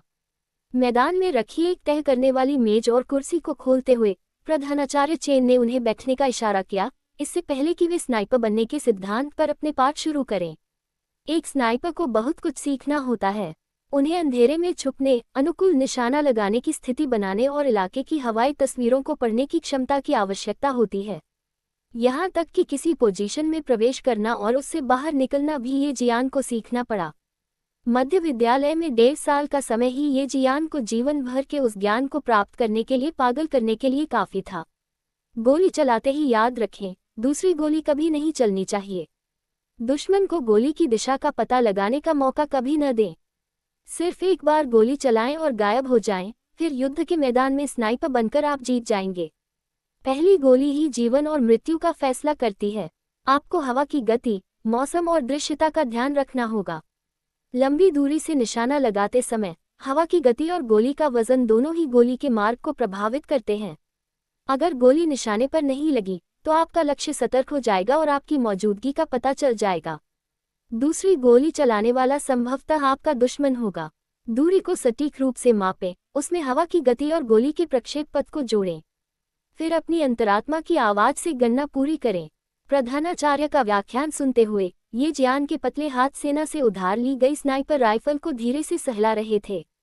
उसके तेल से रंगे छोटे चेहरे पर केवल एक ठंडी अभिव्यक्ति थी। अब उसके चेहरे पर एक स्नाइपर की तरह ठंडी अभिव्यक्ति आने लगी थी। रात होते ही वह बूढ़े जेन के पीछे पीछे हथियार भंडार कक्ष में गए ताकि हथियारों और गोला बारूद से परिचित हो सके और बंदूक को जल्दी से जोड़ने की तकनीक सीख सके। साथ ही वह सैनिकों के साथ मिलकर सांडा भाषा भी सीखेगी। सांडा को छोड़कर, जिसके खिलाफ ये जियान अपनी कम उम्र और कमजोर शारीरिक क्षमता के कारण जीत हासिल नहीं कर सकी, ये जियान द्वारा बंदूकों की पहचान करने और बिखरे हुए पुर्जों के ढेर से उन्हें सही ढंग से जोड़ने में लिया गया समय उन सैनिकों से अलग नहीं था जिनका प्रदर्शन सर्वश्रेष्ठ था। M16A3 असॉल्ट राइफल का आकार M16A4 जैसा ही है, लेकिन दोनों में अंतर यह है कि इसमें एक अलग होने वाला कैरी हैंडल साइट है जो M16A3 सीरीज की अमराइट राइफल में नहीं है।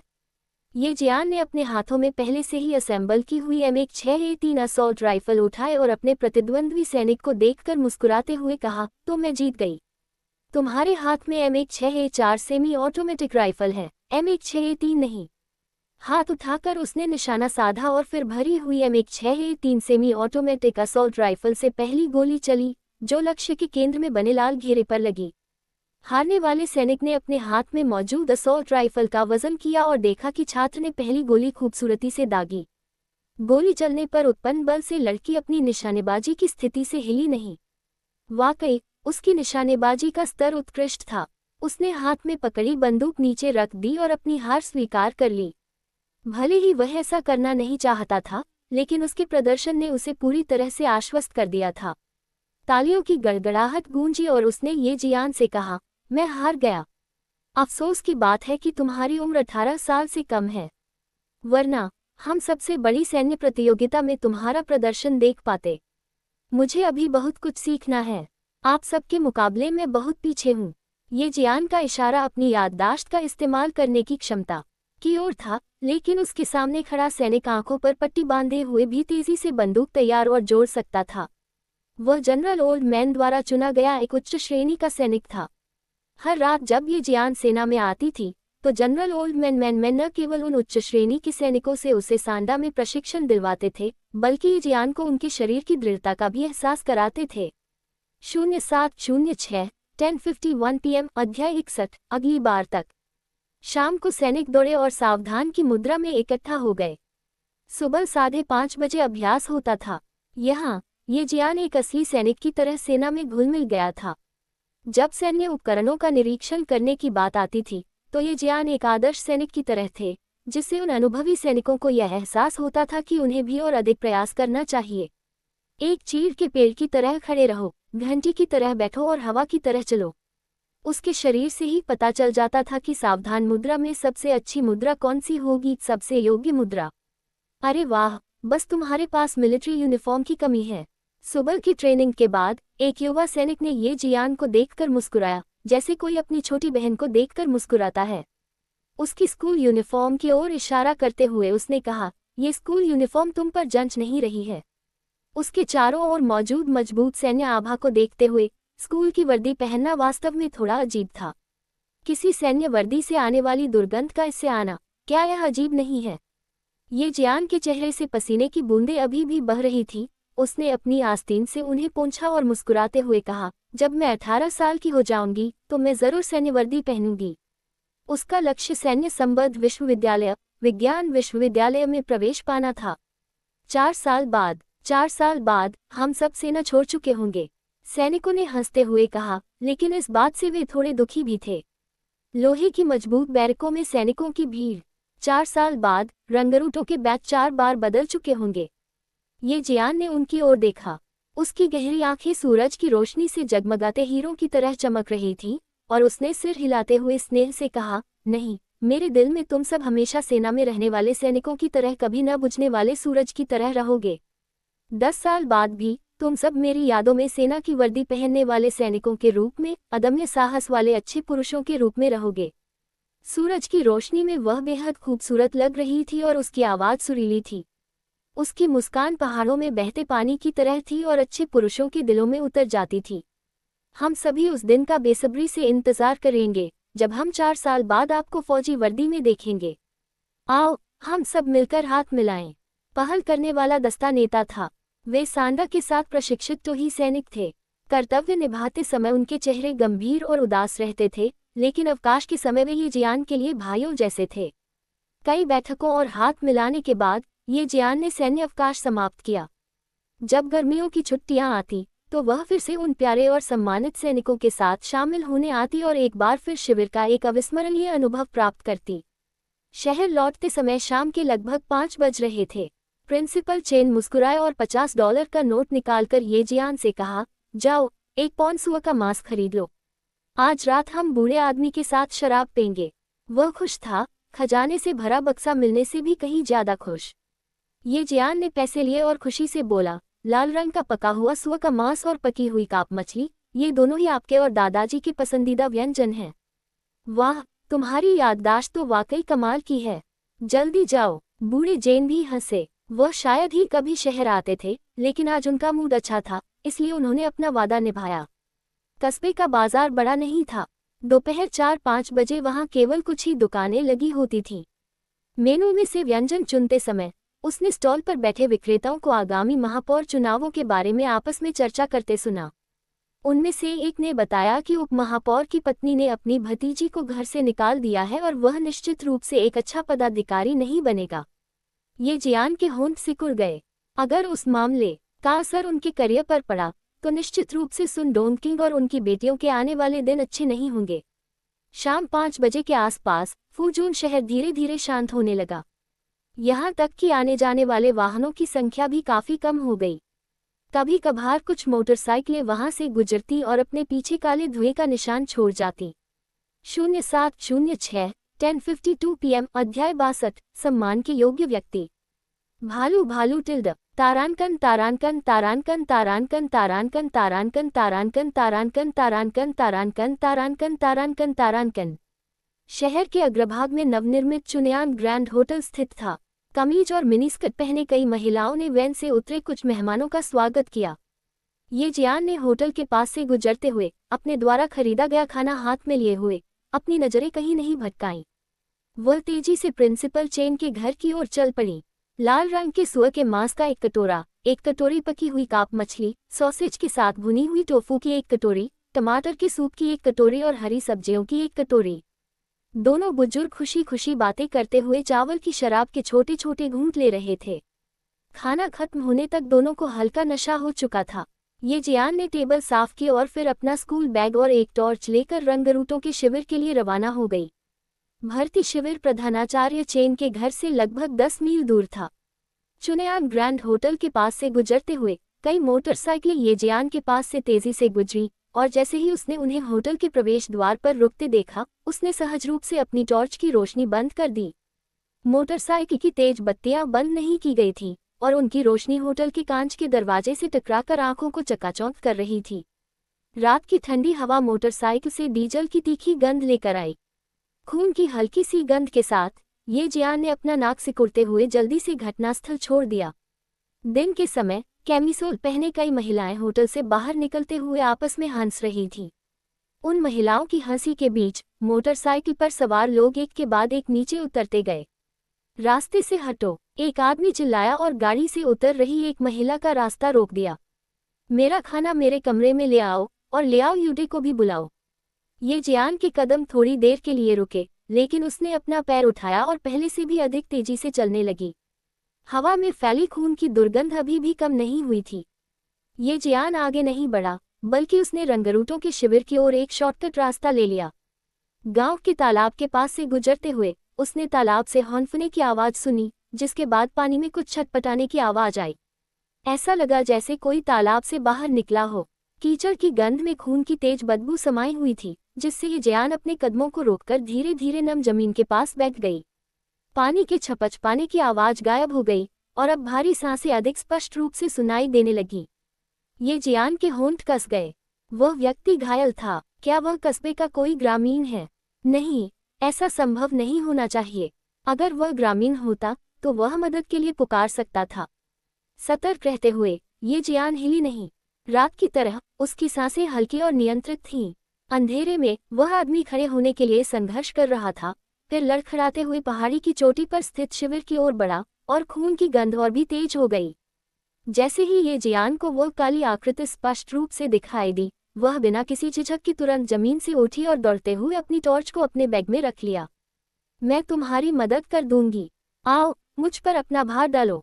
ये जियान दौड़कर उस व्यक्ति के पास गई और उसका दाहिना हाथ पकड़ लिया।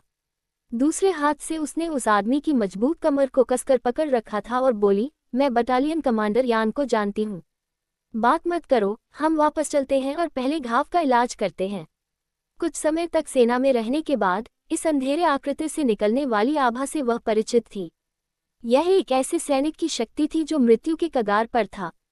बुरी तरह घायल होने के बावजूद अत्यधिक खून बहने से वह व्यक्ति अपनी दृढ़ इच्छा शक्ति के बल पर अब तक जीवित रहने में कामयाब रहा था। जब ये जियान आगे बढ़ा तो उसके सीने के पास वाले हाथ में पहले से ही एक भरी हुई पिस्तौल थी। 0706 10:52 PM अध्याय 63 बचाव। ये सुनकर कि वह लड़की बटालियन कमांडर यान की परिचित है, उस आदमी ने चुपचाप अपनी बंदूक रख दी। उसकी आवाज कमजोर और अस्पष्ट थी जब उसने कहा, लड़की जाओ और बटालियन कमांडर यान को बताओ। उन्हें बताओ कि लक्ष्य अब सतर्क हो गया है। हम जल्द ही शिविर पहुंच रहे हैं, अब और कुछ मत बोलो। बटालियन कमांडर यान से मिलने के लिए अपनी ऊर्जा बचाकर रखो और फिर उन्हें बता देना। ये जियान का चेहरा भावहीन था। लगभग 180 सेंटीमीटर लंबे सैनिक का भार उस पर था, लेकिन उसने अपनी चाल स्थिर रखी। बटालियन कमांडर ने कॉल का जवाब देते ही और आवाज सुनते ही उसका चेहरा अप्रत्याशित रूप से गंभीर हो गया। ठीक है, मैं सैनिकों को खोज के लिए भेजता हूँ। जैसे ही मुझे कोई खबर मिलेगी मैं आपको तुरंत सूचित करूंगा। निशाना दक्षिणी प्रांत का नंबर 1 जासूस है, कृपया सावधान रहें। फोन पर मौजूद व्यक्ति की धीमी ठंडी आवाज सुनाई दी। मैं 10 मिनट में फुजुन टाउन पहुंच जाऊंगा। जब ये जियान चौकी पर पहुंचा तो ड्यूटी पर तैनात दोनों सैनिकों के चेहरे तुरंत गुस्से से लाल हो गए। एक व्यक्ति बटालियन कमांडर यान को सूचित करने गया, जबकि दूसरा घायलों को अंदर लेकर आया। अंदर बटालियन कमांडर यांग अपने साथ एक चिकित्सक को लेकर बाहर भागे और उनसे मिले। उसके बाएं कंधे पर गोली लगी है। बहुत खून बह जाने के कारण वह बेहोश है। संभावना है कि उसके घाव में संक्रमण हो गया है और उसे तुरंत सूजन रोधी उपचार की आवश्यकता है। बटालियन कमांडर यांग को देखकर ये जैन ने तुरंत उन्हें सारी जानकारी दी। चुनयांग होटल में भी एक समस्या है। 5 विदेशी आए हैं, उनमें से एक होंगको लहजे में बोलता है और घायल है। तारानकन होंगको इक्वल्स शंघाई होंगको लहजा। क्या ये बटालियन कमांडर नहीं है? यांग की निगाहें ये जियान पर गहराई से टिक गईं और उन्होंने कहा, लड़की, आज रात तुम्हें थोड़ा आराम करने की जरूरत पड़ सकती है। पहले अपने कमरे में लौट जाओ। चिकित्सक इस सैनिक के घाव का इलाज करेंगे। ये जियान की आंखें थोड़ी सिकुड़ गईं और उसने धीरे से फुसफुसाते हुए कहा, अंकल यांग, क्या यहाँ सिर्फ एक ही डॉक्टर है? मुझे डर है कि एक डॉक्टर काफी नहीं होगा। मुझे गोली के घावों का इलाज करने का थोड़ा बहुत ज्ञान है। मुझे भी साथ चलने दीजिए। जब वह लड़की बोलती थी तो उसका रवैया और बोलने का तरीका हमेशा उसके आसपास के लोगों को अचंभित कर देता था। बटालियन कमांडर यांग ने बिना सोचे समझे सिर हिलाया। अच्छा, तो तुम चिकित्सक की सहायता करोगी। 1 साल से अधिक समय से मेडिकल स्कूल में होने के कारण पेशे के बारे में उनका ज्ञान वहां के छात्रों की तुलना में कहीं बेहतर था, तो उन्हें केवल सहायक के रूप में ही कैसे नियुक्त किया जा सकता था। जाहिर है इसमें कुछ नहीं किया जा सकता था क्योंकि वह सिर्फ 14 साल की थी और उसे इससे पहले कभी गोली लगने का जख्म नहीं हुआ था। उसे इसके बारे में सिर्फ वही जानकारी थी जो सेना में पढ़ाई जाती थी। एंटीबायोटिक ड्रिप लगाने के बाद घाव को साफ करना और गोली निकालना जरूरी था, फिर घाव को दोबारा साफ करना पड़ता था। चिकित्सक को जिस भी चीज की जरूरत होती वह तुरंत उपलब्ध करा देती। वह चिकित्सक के पसीने को पोंछने के लिए भी कीटाणुरहित रुई का इस्तेमाल करती। जब शिया जिन्युआन अंदर आया तो उसने ऑपरेशन टेबल के पास एक दुबली पतली आकृति को खड़े देखा, एक रक्षक की तरह। जैसे ही उसने उसके कदमों की आहट सुनी और उसकी पीठ उसकी ओर थी, उसने तुरंत एक स्केलपेल उठाया और मुड़कर उसकी ओर ठंडी निगाह से देखा। मैं हूँ शिया जिन्युआन। उसकी आवाज़ धीमी थी। उसने अपना हेलमेट उतारा और अपना सुंदर चेहरा दिखाया। उसने अपनी लड़ाकू वर्दी पहन रखी थी जिससे उसमें वह शालीनता नहीं दिख रही थी जो सैन्य वर्दी में होती थी। उसके प्रवेश करते ही उसके चारों ओर एक निर्मम आभा फैल गई जिसने पूरे अस्पताल को लोहे जैसी खौफनाक अनुभूति से भर दिया। ये जियान ने राहत की सांस ली। आखिरकार वही निकला। चिकित्सक सैनिक के कंधे पर लगे घाव की अच्छी तरह सफाई करने ही वाला था। ये जियान की ओर देखे बिना ही चिकित्सक बोला, बाएं हिस्से पर डिस्पोजेबल घाव साफ करने वाला उपकरण तैयार करो। उसे बस एक नज़र देखते ही ये जियान ने तेजी से और कुशलता से एक चिमटा उठाया और उसे चिकित्सक को दे दिया। साथ ही डिस्पोजेबल घाव की सफाई का उपकरण भी तैयार कर लिया। गोली निकालते ही घाव को तुरंत धोया गया ताकि ऑक्सीजन की कमी से होने वाले संक्रमण को रोका जा सके। शिया जिन्युआन की उपस्थिति का ये जियान पर जरा भी असर नहीं पड़ा। 0706 10:52 PM अध्याय 64 एक सक्षम ये जियान। शिया जिन्युआन ने अस्पताल से निकलने से पहले एक नज़र डाली। बाहर आकर उसने बटालियन कमांडर यांग से ठंडे लहजे में कहा, वहाँ की स्थिति फिलहाल स्थिर है। मुझे यहाँ की स्थिति के बारे में बताए। जियान लड़की ने हमारे संदिग्ध लक्ष्य को चुनयांग होटल के प्रवेश द्वार पर देखा था।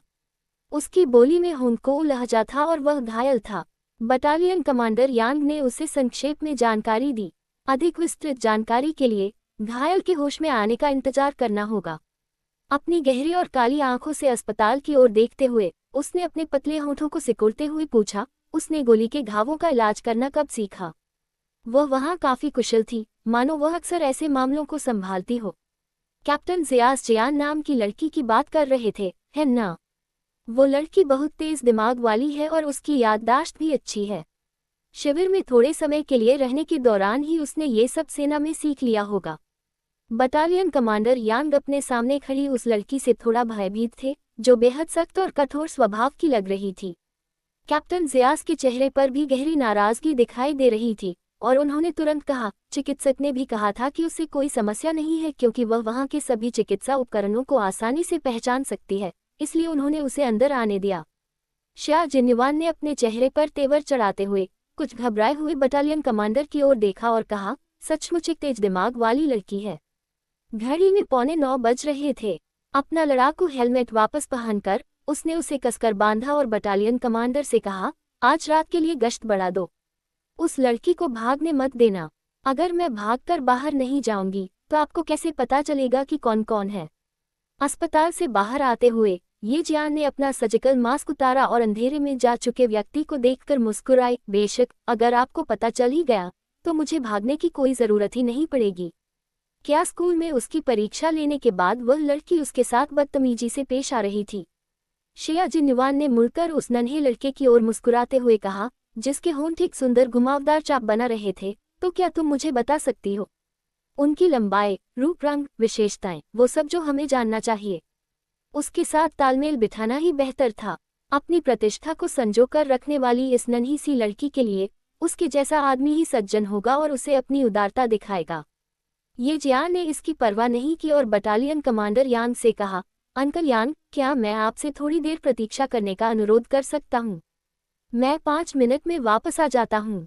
इतना कहकर वह अपने सोने के कमरे की ओर दौड़ पड़ी। उसने बत्ती जलाए और चित्रण के लिए आवश्यक उपकरण नीचे रख दिए। फिर उसने अपनी आंखें थोड़ी देर के लिए बंद कर ली क्योंकि वह शाम के लगभग 8 बजे होटल के प्रवेश द्वार पर हुए दृश्य को याद करने की कोशिश कर रही थी। तेज रफ्तार से आती मोटरसाइकिल, चमकीली हेडलाइट्स, परिचारकों के चेहरे पर व्यंग्य भरी मुस्कान, वे उदास दिखने वाले लोग और वह लहजा जब उसने चिल्लाकर कहा, रास्ते से हट जाओ। स्कूल की वर्कबुक पर चित्र बनाना शुरू करने से पहले उसका मन उन 5 लोगों के चेहरों पर टिक गया जो उसकी यादों में थे। चेहरे की बनावट, चेहरे की विशेषताएं, यहाँ तक कि उनके बालों का स्टाइल भी, ये जियान ने उन सभी को चित्रित किया। वह बहुत जल्दी चित्र बना लेती थी। सोचने के लिए रुकने का तो नामोनिशान नहीं था, नहीं उसे कोई गलती मिटाने के लिए रुकना पड़ता था। 2 मिनट में ही वह एक चित्र पूरा कर लेती थी। पतले हाथों की एक जोड़ी ने चुपचाप तैयार चित्र को उठाया और उसे एक तरफ रख दिया। हाथों की मालकिन ने ये जियान को परेशान किए बिना ध्यान से चित्र का अवलोकन किया। शेया जिन्युआन की आंखें धीरे धीरे थोड़ी नीचे झुक गईं। मेज पर लगे लैंप के नीचे बेहद गंभीर दिख रही उस छोटी लड़की को देखकर वह हल्का सा मुस्कुराया। ये लड़की सचमुच बहुत सुंदर थी। उसकी पलकें कौवे के पंख की तरह घनी और काली थीं। जब वह चुप रहती थी तब भी वह बेहद खूबसूरत और शालीन दिखती थी, और उसका स्वभाव भी बहुत बुद्धिमान था। लेकिन जब वह अपना मुंह खोलती थी तो उसकी आंखें बेहद ठंडी होती थीं, जो एक औसत 14 वर्षीय लड़की से बिल्कुल अलग थीं। 0706 10:52 PM अध्याय 65 हमेशा आश्चर्य से भरा हुआ। उसकी चित्रकारी का स्तर भी उसे आश्चर्यचकित कर गया। रात के अंधेरे में सिर्फ एक नज़र में किसी व्यक्ति का चेहरा इतनी बारीकी से बना पाना वाकई अद्भुत था। ये चित्र हांगकांग लहजे वाले व्यक्ति का है। वह घायल है और चोट कमर के आसपास के हिस्से में लग रही है। मोटरसाइकिल से उतरते समय ऐसा लग रहा था कि वह अपनी कमर के दाहिने हिस्से को दबा रहा है। ये जियान ने रेखाचित्र उसके हाथों में देते हुए कहा, अभी 3 और बनाने हैं, मुझे थोड़ा समय दीजिए। अपनी एकाग्रता में लौटते हुए उसकी आंखें ठंडी पड़ गईं। जैसे ही उसने पेंसिल से दोबारा रेखाचित्र बनाना शुरू किया, मानो एक सिहरन उसके शरीर में दौड़ गई। मैंने हमारे घायल सैनिकों की जांच की है। एक QSZ-92 अर्ध स्वचालित पिस्तौल, कुल 15 गोलियां चलाई गईं और उनमें से केवल एक ही निशाने पर लगी। अगर वही एक गोली हांगकांग लहजे वाले व्यक्ति को लगी थी तो वह व्यक्ति अभी भी होटल में ही होगा और फिलहाल जल्द ही वहां से नहीं निकलेगा। QSZ-92 नामक अर्ध स्वचालित पिस्तौल 9 millimetre DAP-92 steel jacket bullet का उपयोग करती है।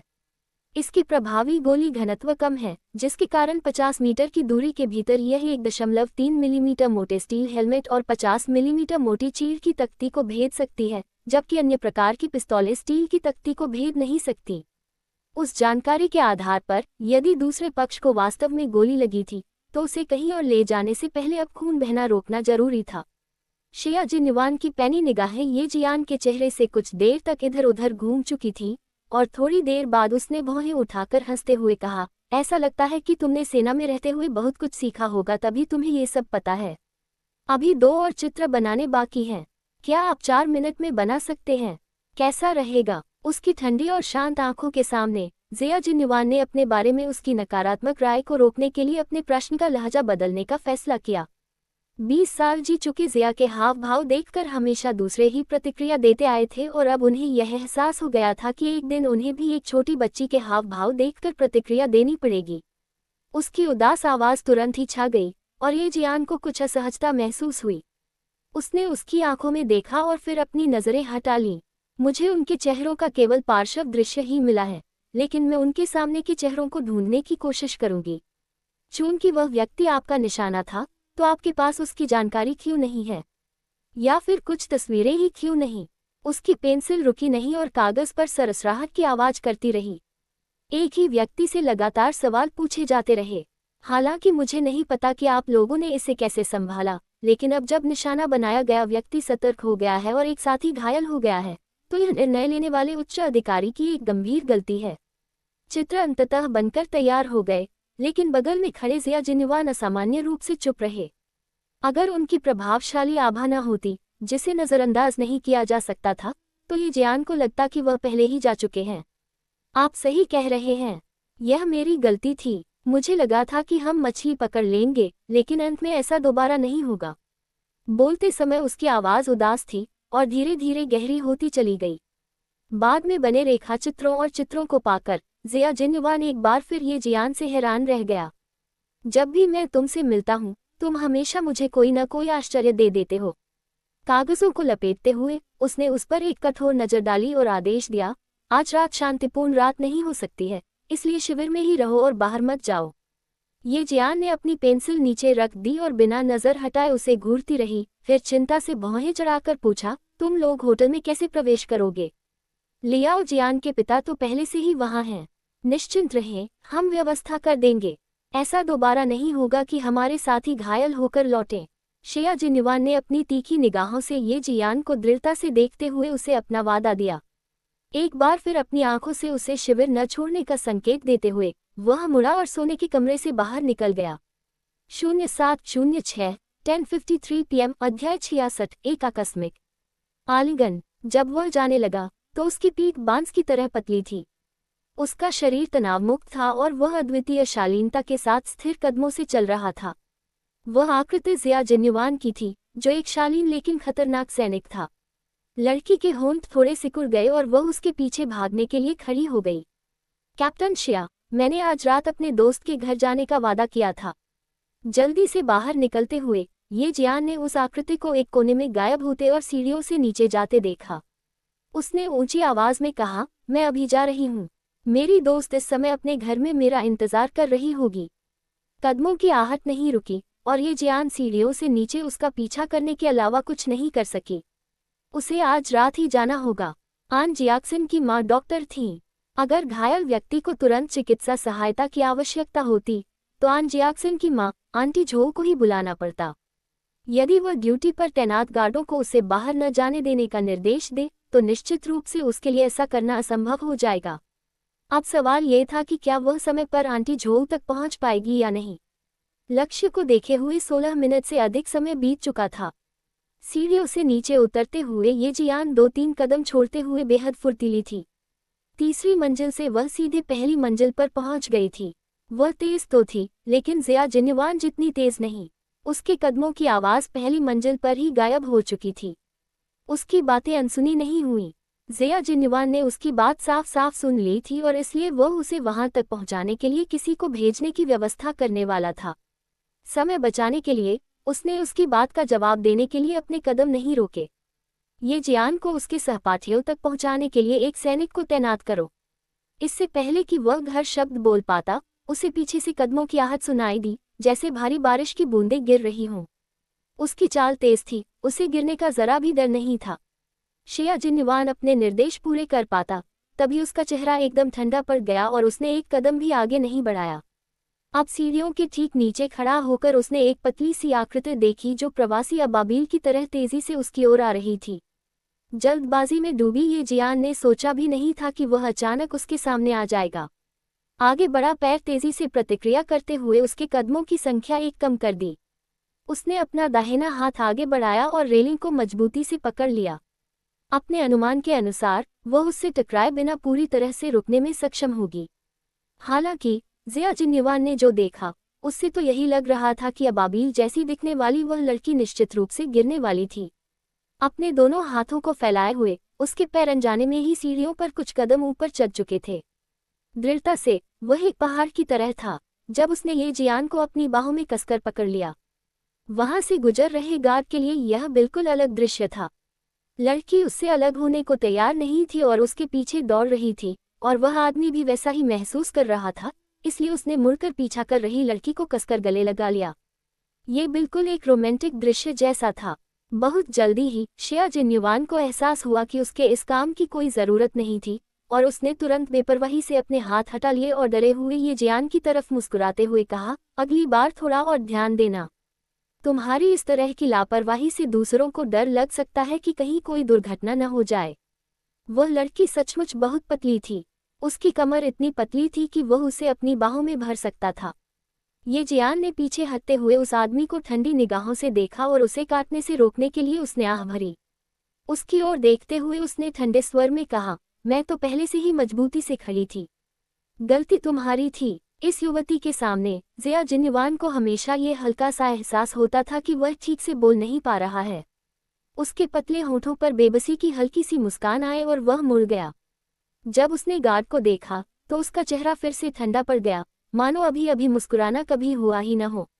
गार्ड के चेहरे पर एक सूक्ष्म भाव था और ज़िया जिन्युआन ने उसे ठंडे लहजे में आदेश दिया, क्या ख्यालों में खोए हो?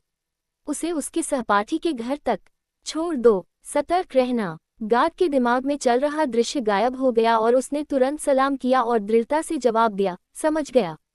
0706 10:53 PM अध्याय 67। एक कमल अपने कांटों को उजागर कर रहा है। गार्ड को आदेश देने के बाद उसने मुड़कर अपने से कुछ कदम ऊपर खड़ी ये जियान के छोटे से चेहरे को देखा। क्षमा याचना भरे अंदाज में सिर हिलाकर उसने अपनी तीखी निगाहें उस पर टिकाए रखी और जल्दी से वहां से चला गया। चुनयांग होटल में लियाओ युडे को पोकर टेबल पर खून से सने कपड़ों को कैंची से काटते हुए देखा गया।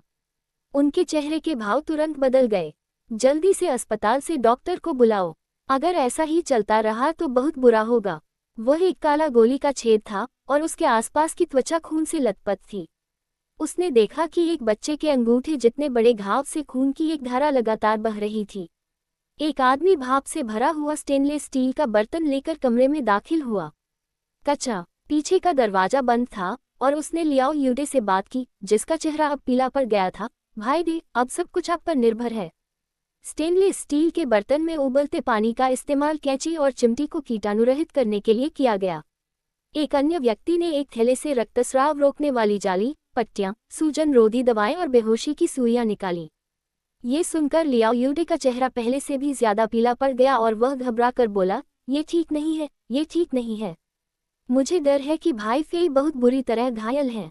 मुझ जैसे अनुभवहीन व्यक्ति से कोई मदद नहीं हो पाएगी। इससे भाई फेई की चोट और भी बढ़ जाएगी। बहुत अधिक खून बहने के कारण जिसका चेहरा अब कागज के पन्ने की तरह पीला पड़ गया था, उसकी ओर मुड़कर उसने जल्दी से फुसफुसाते हुए कहा, भाई फी, मैं बिल्कुल नहीं कर सकता। मैं अस्पताल से डॉक्टर झोऊ को बुलाता हूँ। उन्होंने पहले भी गोली के घावों का इलाज किया है। हालांकि भाई फी के नाम से जाने जाने वाले उस व्यक्ति का चेहरा पीला पड़ गया था, फिर भी उसके चेहरे पर उग्र भाव थे।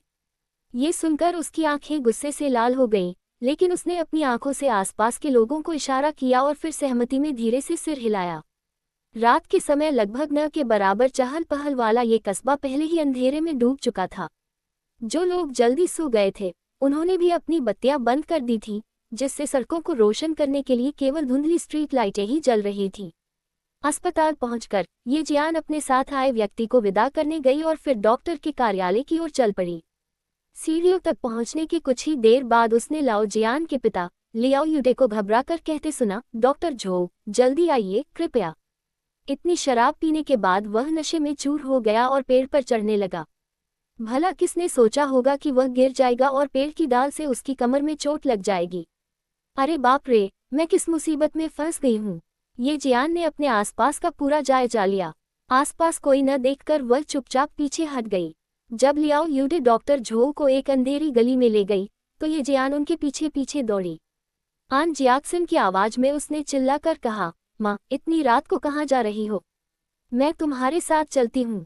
अचानक ये सुनकर दूसरों को सचमुच लगेगा कि यह हन जियाक्सन ने बोला था। ये जियान पीछे से लियाओ युडे से बुरी तरह टकरा गई और डॉक्टर झोऊ की बाँह पकड़ने से पहले ऐसा लगा जैसे कुछ उसके हाथों में गिर गया हो। मेरी बच्ची, क्या तुम्हें घर पर आराम नहीं करना चाहिए? जल्दी में होने के कारण डॉक्टर झोऊ ने शायद इस बात पर ध्यान नहीं दिया। साथ ही चूंकि आन जियाक्सन वास्तव में उनके घर की दिशा से ही आई थी, इसलिए उन्होंने इस बारे में ज्यादा सोचा भी नहीं। लियाओ युडे ने सिर घुमाकर हंसते हुए कहा, जियाक्सन अभी तक सोई नहीं है, जबकि मेरा लियाओ जियान अभी भी गणित पढ़ रहा है। चाचा जी जानते हैं कि आप गणित में अच्छे हैं, तो क्यों ना आप लियाओ जियान को पढ़ाएं। हाँ, कोई बात नहीं। उसने अब उनका पीछा इसलिए किया क्योंकि उसे आंटी झोऊ की चिंता थी, इसलिए ये जियान स्वाभाविक रूप से मान गई। डॉक्टर झोऊ कुछ और शब्द कहना चाहती थी, लेकिन उनकी बेटी ने उनका हाथ पकड़कर उन्हें खींच लिया और उसी क्षण उन्हें लगा कि कुछ गड़बड़ है। आंटी, इन जियाक्सन की सहपाठी, ये जियान को साफ महसूस हुआ कि उसका शरीर अकड़ गया है, इसलिए उसने जल्दी से उसे थोड़ा हिलने के लिए कहा और धीरे से फुसफुसाते हुए बोली, कुछ हुआ है? बस मेरे साथ जियाक्सन जैसा बर्ताव करो। स्थिति को स्पष्ट रूप से समझाना असंभव था। उनके पीछे आ रहे व्यक्ति के कारण ये जियान के पास बस कुछ शब्द कहने और फिर चुप हो जाने का ही समय था। 0706 10:53 PM अध्याय 68। ये जियान का पहला युद्ध। डॉक्टर झोऊ को समझ नहीं आ रहा था कि क्या हो रहा है, लेकिन भीतर ही भीतर उनके दिल में एक हल्की सी बेचैनी धीरे धीरे घर कर गई। उनके पीछे चल रहे लियाओ युडे अचानक रुक गए और उनके दोनों हाथ उनकी जेबों में चले गए, मानो वे कुछ खोज रहे हों। कई बार अपनी जेबें टटोलने के बाद उसके चेहरे के भाव बदल गए और पास आए एक व्यक्ति से उसने कुछ बात की, फिर वह कस्बे के अस्पताल की दिशा में वापस मुड़ गया। आंटी, चलिए चलते हैं।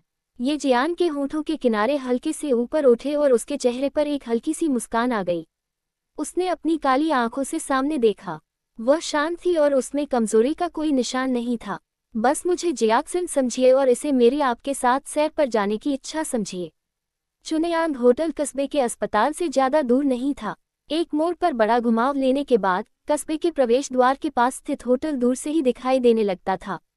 ऐसा लग रहा था मानो होटल की बत्तियां बुझ गई हों। ये जियान को साफ महसूस हो रहा था कि उसके पीछे से आ रहे आदमी के कदमों की आहट तेज होती जा रही थी, लेकिन फिर वह जल्दी ही शांत हो गई। केवल चुनयांग होटल ही नहीं, बल्कि पूरा शहर बिजली से प्रभावित हुआ था। चुनयांग होटल एक 2 मंजिला इमारत थी। इसके पीछे एक खेत था और सामने सड़क थी। इसके दाएं और बाएं हिस्से खाली थे। चुपके से अंदर घुसने के लिए बत्तियां बुझा देने से शिकार को पकड़ना बहुत आसान हो जाएगा और ऐसा करने से बाकी शहर में भी किसी को शक नहीं होगा। जल्दी करो, अजनबी ने अपनी आवाज बुलंद करते हुए आग्रह किया। पूरे शहर में बिजली गुल होने से उस आदमी का दिल थोड़ा बेचैन हो गया। डॉक्टर झो चुप रही और उन्होंने ये जियान का हाथ कसकर पकड़ लिया। अपनी दवाइयों का डिब्बा लिए हुए वह ये जियान को सुरक्षित भागने का मौका ढूंढने के इरादे से थोड़ा दौड़ने लगी। हालांकि उसे केवल ये जियान के गुनगुनाने की आवाज सुनाई दे रही थी, मानो वह इस पूरी स्थिति को एक सुखद गर्मी की रात की तरह ले रही हो। वह लगातार गुनगुनाती रही जब तक कि वे लगभग चुनयांग होटल के पास नहीं पहुंच गए। तभी रात के पक्षी की हल्की सी चहचहाहट सुनाई दी। ये शिया जिन्युआन की देर से आने पर प्रतिक्रिया थी। ये जियान को ये बताने का संकेत था कि तैनाती पूरी हो चुकी है। यदि बटालियन कमांडर यांग ने उन्हें यह न बताया होता कि विशेष संचार विधि का उपयोग करने वाला व्यक्ति ये जियान था, तो उनकी प्रतिक्रिया निश्चित रूप से और भी देर से आती। ये जियान के चेहरे की हल्की सी मुस्कान पल भर में गायब हो गई और उसने डॉक्टर झो के दाहिने हाथ में पकड़ी हुई दवाइयों की डिब्बी की ओर हाथ बढ़ाया। डिब्बी का हैंडल पकड़कर उसने मुड़कर एक नज़र डाली और फिर डिब्बी को फेंककर अजनबी के सिर पर जोर से पटक दिया। घटनाक्रम इतनी तेजी से बदला कि डॉक्टर झो के चीखने से पहले ही ये जियान उन्हें अंधेरे में घसीट कर ले गया। ये जियान के मुख से एक बार फिर वही छोटा सा गीत गुनगुनाया गया। ये वहां से हटने का एक गुप्त संकेत था। अंकल जेन और ओल्ड चेन ने इस लड़की को जो प्रशिक्षण दिया था वह वाकई व्यर्थ नहीं गया। बटालियन कमांडर यांग ने अपने ठंडे चेहरे पर हल्की सी मुस्कान बिखेरी और प्रशंसा भरे लहजे में कहा, जाओ, इसे संभालो, लापरवाही मत करना। अंधेरे में छिपे हुए जिया जिन्युआन ने धीरे से अपनी मुट्ठी खोली। उनकी गहरी आंखें थोड़ी और गहरी हो गईं और उन्होंने कहा, वह यहाँ एक गांव के डॉक्टर के साथ है। ये लड़की सचमुच गुणी है। बटालियन कमांडर यांग, बाहर का काम मैं आप पर छोड़ता हूँ। ये जियान कितनी बहादुर लड़की है, बहुत साहसी। उसे इस बात की जरा भी परवाह नहीं कि वह अभी भी छात्रा है। जैसे ही उसने रात के पक्षी जैसी आवाज में इशारा किया, उसने कई काली आकृतियों को रात में बिल्ली की तरह दबे पांव चलते देखा। 2 आकृतियां होटल के प्रवेश द्वार की ओर बढ़ी जबकि तीसरी सीधे ये जियान के पास गई और उस आदमी को घसीट कर ले गई जिसे उसने बेहोश कर दिया था और फिर अंधेरे में गायब हो गई। विद्यार्थी ये जियान, तुम सचमुच अवज्ञाकारी हो। क्या तुम जन्म से ही बुरी हो?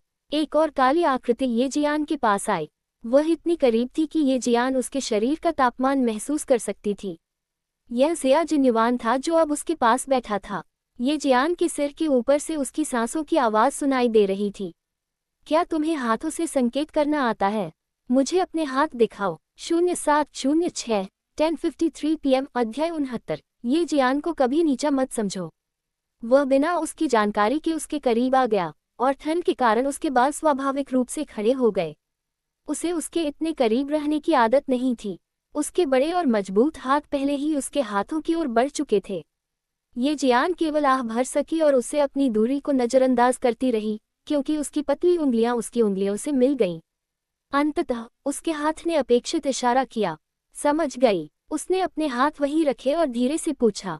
उसकी सांसें अब उसके कान के बेहद करीब थीं। उसकी आभा हल्की थी और वह उसकी सांसों से पुदीने की हल्की सी खुशबू महसूस कर सकती थी। इस तरह की हरकतों से अपरिचित होने के कारण ये जियान ने अपना सिर उस आदमी से दूर कर लिया जिसे वह बहुत आक्रामक समझ रही थी और अपने साथ बैठे डॉक्टर झो को ऊपर खींच लिया। धीमी आवाज में उसने कहा, आंटी, मैं दरवाज़ा खटखटाती हूँ। बाद में शायद मुझे आपको थोड़ा परेशान करना पड़े। ठीक है, सावधान रहना। डॉक्टर झो को बस इतना महसूस हुआ कि उनके आसपास और भी लोग हैं, लेकिन चारों ओर छाए अंधेरे के कारण वह उन्हें स्पष्ट रूप से नहीं देख पा रही थी। फिर भी उनकी उपस्थिति से उन्हें राहत मिली। ये जियान ने हाथ उठाकर खिड़की के शटर पर कुछ बार खटखटाया। मेरी माँ को कौन देखना चाहता है? क्या अंदर कोई है? शटर बंद क्यों है? अगर कोई नहीं है तो हम जा रहे हैं। इतना कहकर उसने फिर से ऊंची आवाज में कहा, मम्मी चलो चलते हैं। अंकल यूडे ने शायद इतनी ज्यादा शराब पी ली है कि हमें चिढ़ाने आ गए हैं। अब उस हॉल के अंदर हलचल सुनाई देने लगी जो पहले बिल्कुल शांत था। अंदर का कांच का दरवाजा पहले खुला और फिर खिड़कियों के शटर शोर मचाते हुए ऊपर उठे। उसके सामने अब एक पुरुष खड़ा था। क्या समस्या है? क्या कोई मरीज है? डॉक्टर झो ने पूछा। उनके चारों ओर एथेनॉल की गंध फैली हुई थी। बिजली गुल होने पर मैं मरीज को कैसे देखूंगी? क्या यहाँ मोमबत्ती या टॉर्च नहीं है? जब वह बोल रही थी, ये जियान होटल में दाखिल हो चुकी थी। अंदर घना अंधेरा था। चलो अंकल डे के मोमबत्ती खरीदने तक इंतजार करते हैं। ऐसा लग रहा था कि वह जगह इतनी अंधेरी थी कि उन्हें कुछ दिखाई नहीं दे रहा था। शायद उसका पैर किसी चीज से टकरा गया, क्योंकि उसका पूरा शरीर अचानक आगे की ओर उस आदमी की तरफ खींचा चला गया जो द्वारपाल की तरह दरवाजे पर खड़ा था। उस आदमी को उम्मीद नहीं थी कि एक छोटी सी लड़की अचानक उस पर झपट पड़ेगी और अगले ही पल उसे दरवाजे से बाहर धकेल दिया गया। जब वह गालियां दे रहा था तभी प्रवेश द्वार पर खड़े 2 सैनिक चुपके से होटल में घुस गए, जबकि ये जियान जोर जोर से माफी मांग रही थी। इमारत के पीछे 2 अन्य सैनिक छलांग लगाकर दूसरी मंजिल पर पहुंच गए। शिया जिन्युआन तुरंत अंदर नहीं गया। अंधेरे में उसने चुपके से ये जियान पर अपनी निगाहें जमा ली और उसकी माफी मांगने की आवाज सुनी। फिर उसके कदमों की आहट सुनकर वह दोबारा होटल में दाखिल हो गई। ठीक उसी क्षण जब वह व्यक्ति डॉक्टर झो को इमारत के अंदर खींचने के लिए मुड़ा, जिया जिन्युआन एक चीते की तरह तेजी से आगे बढ़ा और उस व्यक्ति की गर्दन के पिछले हिस्से को कसकर पकड़ लिया। आंटी घबराए मत, ये जियान ने डॉक्टर झो को दिलासा दिया, जिनके हाथ ठंडे और कांप रहे थे। उनके हाथों को कसकर पकड़े हुए ये जियान ने अंधेरे में शांत और स्पष्ट स्वर में कहा, आप कुछ जला क्यों नहीं रही हैं? मरीज कहाँ है? जब जिया जिन्युआन अंदर आया और उनके पीछे पीछे गया तो उसे यकीन था कि उसने एक आदमी की आवाज सुनी, चिल्लाना बंद करो, थोड़ी देर रुको। उस आवाज को सुनकर शिया जिन्युआन की गहरी आंखें, जो सदमे से भरी हुई थी, तुरंत अंधेरे में देखने लगी। क्या वह आवाज उस आदमी की नहीं थी जो दम घुटने से बेहोश हो गया था? वह हैरान था और डॉक्टर झो भी। ऊपर की मंजिल से हलचल सुनाई दी और ऊपर से किसी ने चिल्लाकर कहा, भाई फी कहते हैं कि डॉक्टर को अंदर आने दो। भाई यूडे, छोटी बच्ची की देखभाल आप थोड़ी देर के लिए क्यों नहीं कर लेते? ये बच्ची अपनी माँ के पीछे पीछे चलना बहुत पसंद करती है। चलो सब ऊपर चलते हैं, वह हमारे साथ आकर बातें कर सकती है। ये जियान के मुंह से लियाओ यूडे की आवाज निकली। अंधेरे में यह आवाज इतनी असली लग रही थी कि दूसरों को भी सिहरन हो सकती थी। स्थिति को समझकर जिया जिन्युआन को समझ नहीं आ रहा था कि वह रोए या हंसे। इस लड़की का इतना साहसी, कुशल और निडर होना कोई आश्चर्य की बात नहीं थी, लेकिन इस नन्ही बच्ची ने ये तरकीब कहाँ से सीखी? 0706 10:53 PM अध्याय 70 सहयोग। ये जियान की बात सुनकर अंधेरे में छिपा हुआ जिया जिन्युआन अब अपने कदमों को छुपाने की कोशिश नहीं कर रहा था। लियाओ यूडे का रूप धारण करके वह तेजी से सीढ़ियों पर चढ़ गया। ऊपर उनका इंतजार कर रहे व्यक्ति को जरा भी संदेह नहीं हुआ, बल्कि उसने रास्ता रोशन करने के लिए एक लाइटर निकाला। डॉक्टर, अपना सामान सावधानी से ले जाए और संभल कर कदम रखिए। प्रकाश 1 सेकंड से भी कम समय तक जला, तभी युद्ध के दस्तानों से लैस जिया जिन्युआन के हाथ बिजली की तरह तेजी से निकले। उन्होंने प्रकाश के स्रोत को बुझा दिया और उसी समय तेजी से दूसरे पक्ष का मुंह ढक दिया। एक कदम आगे बढ़ाते हुए वह उस आदमी के करीब पहुंचा और अपने बाएं हाथ से उसके सिर के पिछले हिस्से पर एक जोरदार प्रहार किया। एक धीमी सी कराह सुनाई दी, जिसके बाद दूसरी मंजिल पर फिर से सन्नाटा छा गया। जब रोशनी दोबारा जली तो धैर्यपूर्वक प्रतीक्षा कर रही ये जियान ने दृढ़ चेहरे वाले जिया जिन्युआन को आगे बढ़ने का इशारा करते हुए देखा। प्रकाश स्रोत के दोबारा बुझने से पहले उसने डॉक्टर झो का हाथ पकड़ा और फुसफुसाते हुए कहा, आंटी, अभी भी आखिरी चरण बाकी है। अंतिम चरण ये था कि उस कमरे में तेजी से प्रवेश किया जाए जहां भाई फी ने संदिग्ध को छिपा कर रखा था और उसे काबू में किया था। चुनियांग होटल की दूसरी मंजिल ठहरने के लिए थी, जिसमें कुल 5 कमरे थे। हेडसेट के जरिए जिया जिन्युआन को उन सैनिकों से रिपोर्ट मिली जो पहले ही दूसरी मंजिल में घुसपैठ कर चुके थे। कई परिचारकों को पहले ही सुरक्षित कर लिया गया था और लक्ष्य दूसरे कमरे में स्थित था। सीढ़ियां चढ़ते हुए ये जियान ने पहल करते हुए दीवार के पास खड़ी जिया जिन्नवान से संपर्क किया। उसने अपनी पतली उंगलियां दिखाईं और अपनी शक्तिशाली भुजा का उपयोग करते हुए उसे एक संदेश भेजा। दूसरी मंजिल, दूसरा कमरा, 2 लोग। संदेश मिलने के बाद ये जियान की आवाज़ आन जियाक्सन जैसी हो गई और उसने शिकायत की, मुझे टॉर्च लानी चाहिए थी। यहाँ बहुत अंधेरा है और एक भी मोमबत्ती नहीं जल रही है। दूसरे कमरे के बाहर खड़ी होकर उसकी आवाज़ में असंतोष झलक रहा था। अंकल यूडे, आप कहाँ जा रहे हैं? अरे, यहाँ टॉर्च लेकर आओ, ये तो मुसीबत खड़ी करने वाली लड़की। लियाओ यूडे की आवाज़ सुनते ही धीरे धीरे कदमों की आहट सुनाई दी जो दूर जा रही थी। छुपकर बैठे सैनिकों ने ये आवाज़ सुनी तो सब चौंक गए। उसे अलग अलग किरदारों की नकल करने के लिए आवाज़ बदलते हुए देखकर जिया जिन्नवान अपने ठंडे चेहरे पर मुस्कान को रोक नहीं सका। जिस तरह से उसने इसे किया वह बिल्कुल वास्तविक लग रहा था। डॉक्टर झोऊ को हंसी आ रही थी, लेकिन ऐसी स्थिति में हंसी आना नामुमकिन लग रहा था। उन्होंने हाथ उठाकर दरवाजे पर दस्तक दी। क्या आपको मुझसे मिलना है? क्या आप दरवाजा नहीं खोलेंगे? उन्होंने कस्बे के लहजे में कहा। बिल्कुल, वरना हम आपको यहाँ लाते ही क्यों? इस बार ये जियान ने उस व्यक्ति की आवाज़ दी है जिसे कुछ समय पहले जिया जिन्नवान ने संभाला था। अंदर से भाईफी बिस्तर पर लेटे हुए बोले, मोमबत्ती जलाओ और डॉक्टर को अंदर आने दो।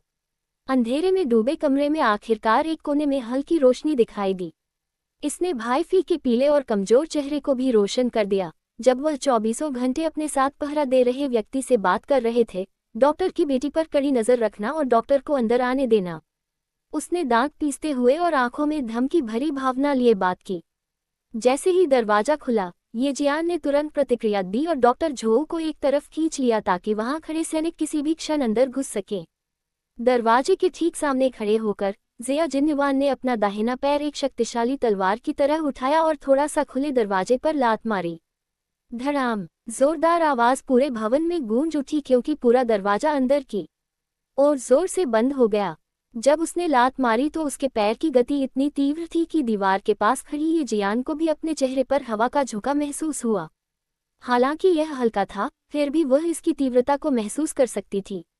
दरवाजा खोलने वाले व्यक्ति को दरवाजे के जोर से बंद होने के कारण जमीन पर धक्का लग गया। उसके उठने से पहले ही इमारत के अंदर छिपे सैनिक तेजी से कमरे में घुस आए और जमीन पर पड़े व्यक्ति पर एक काली बंदूक की नली तान दी। हिलना मत।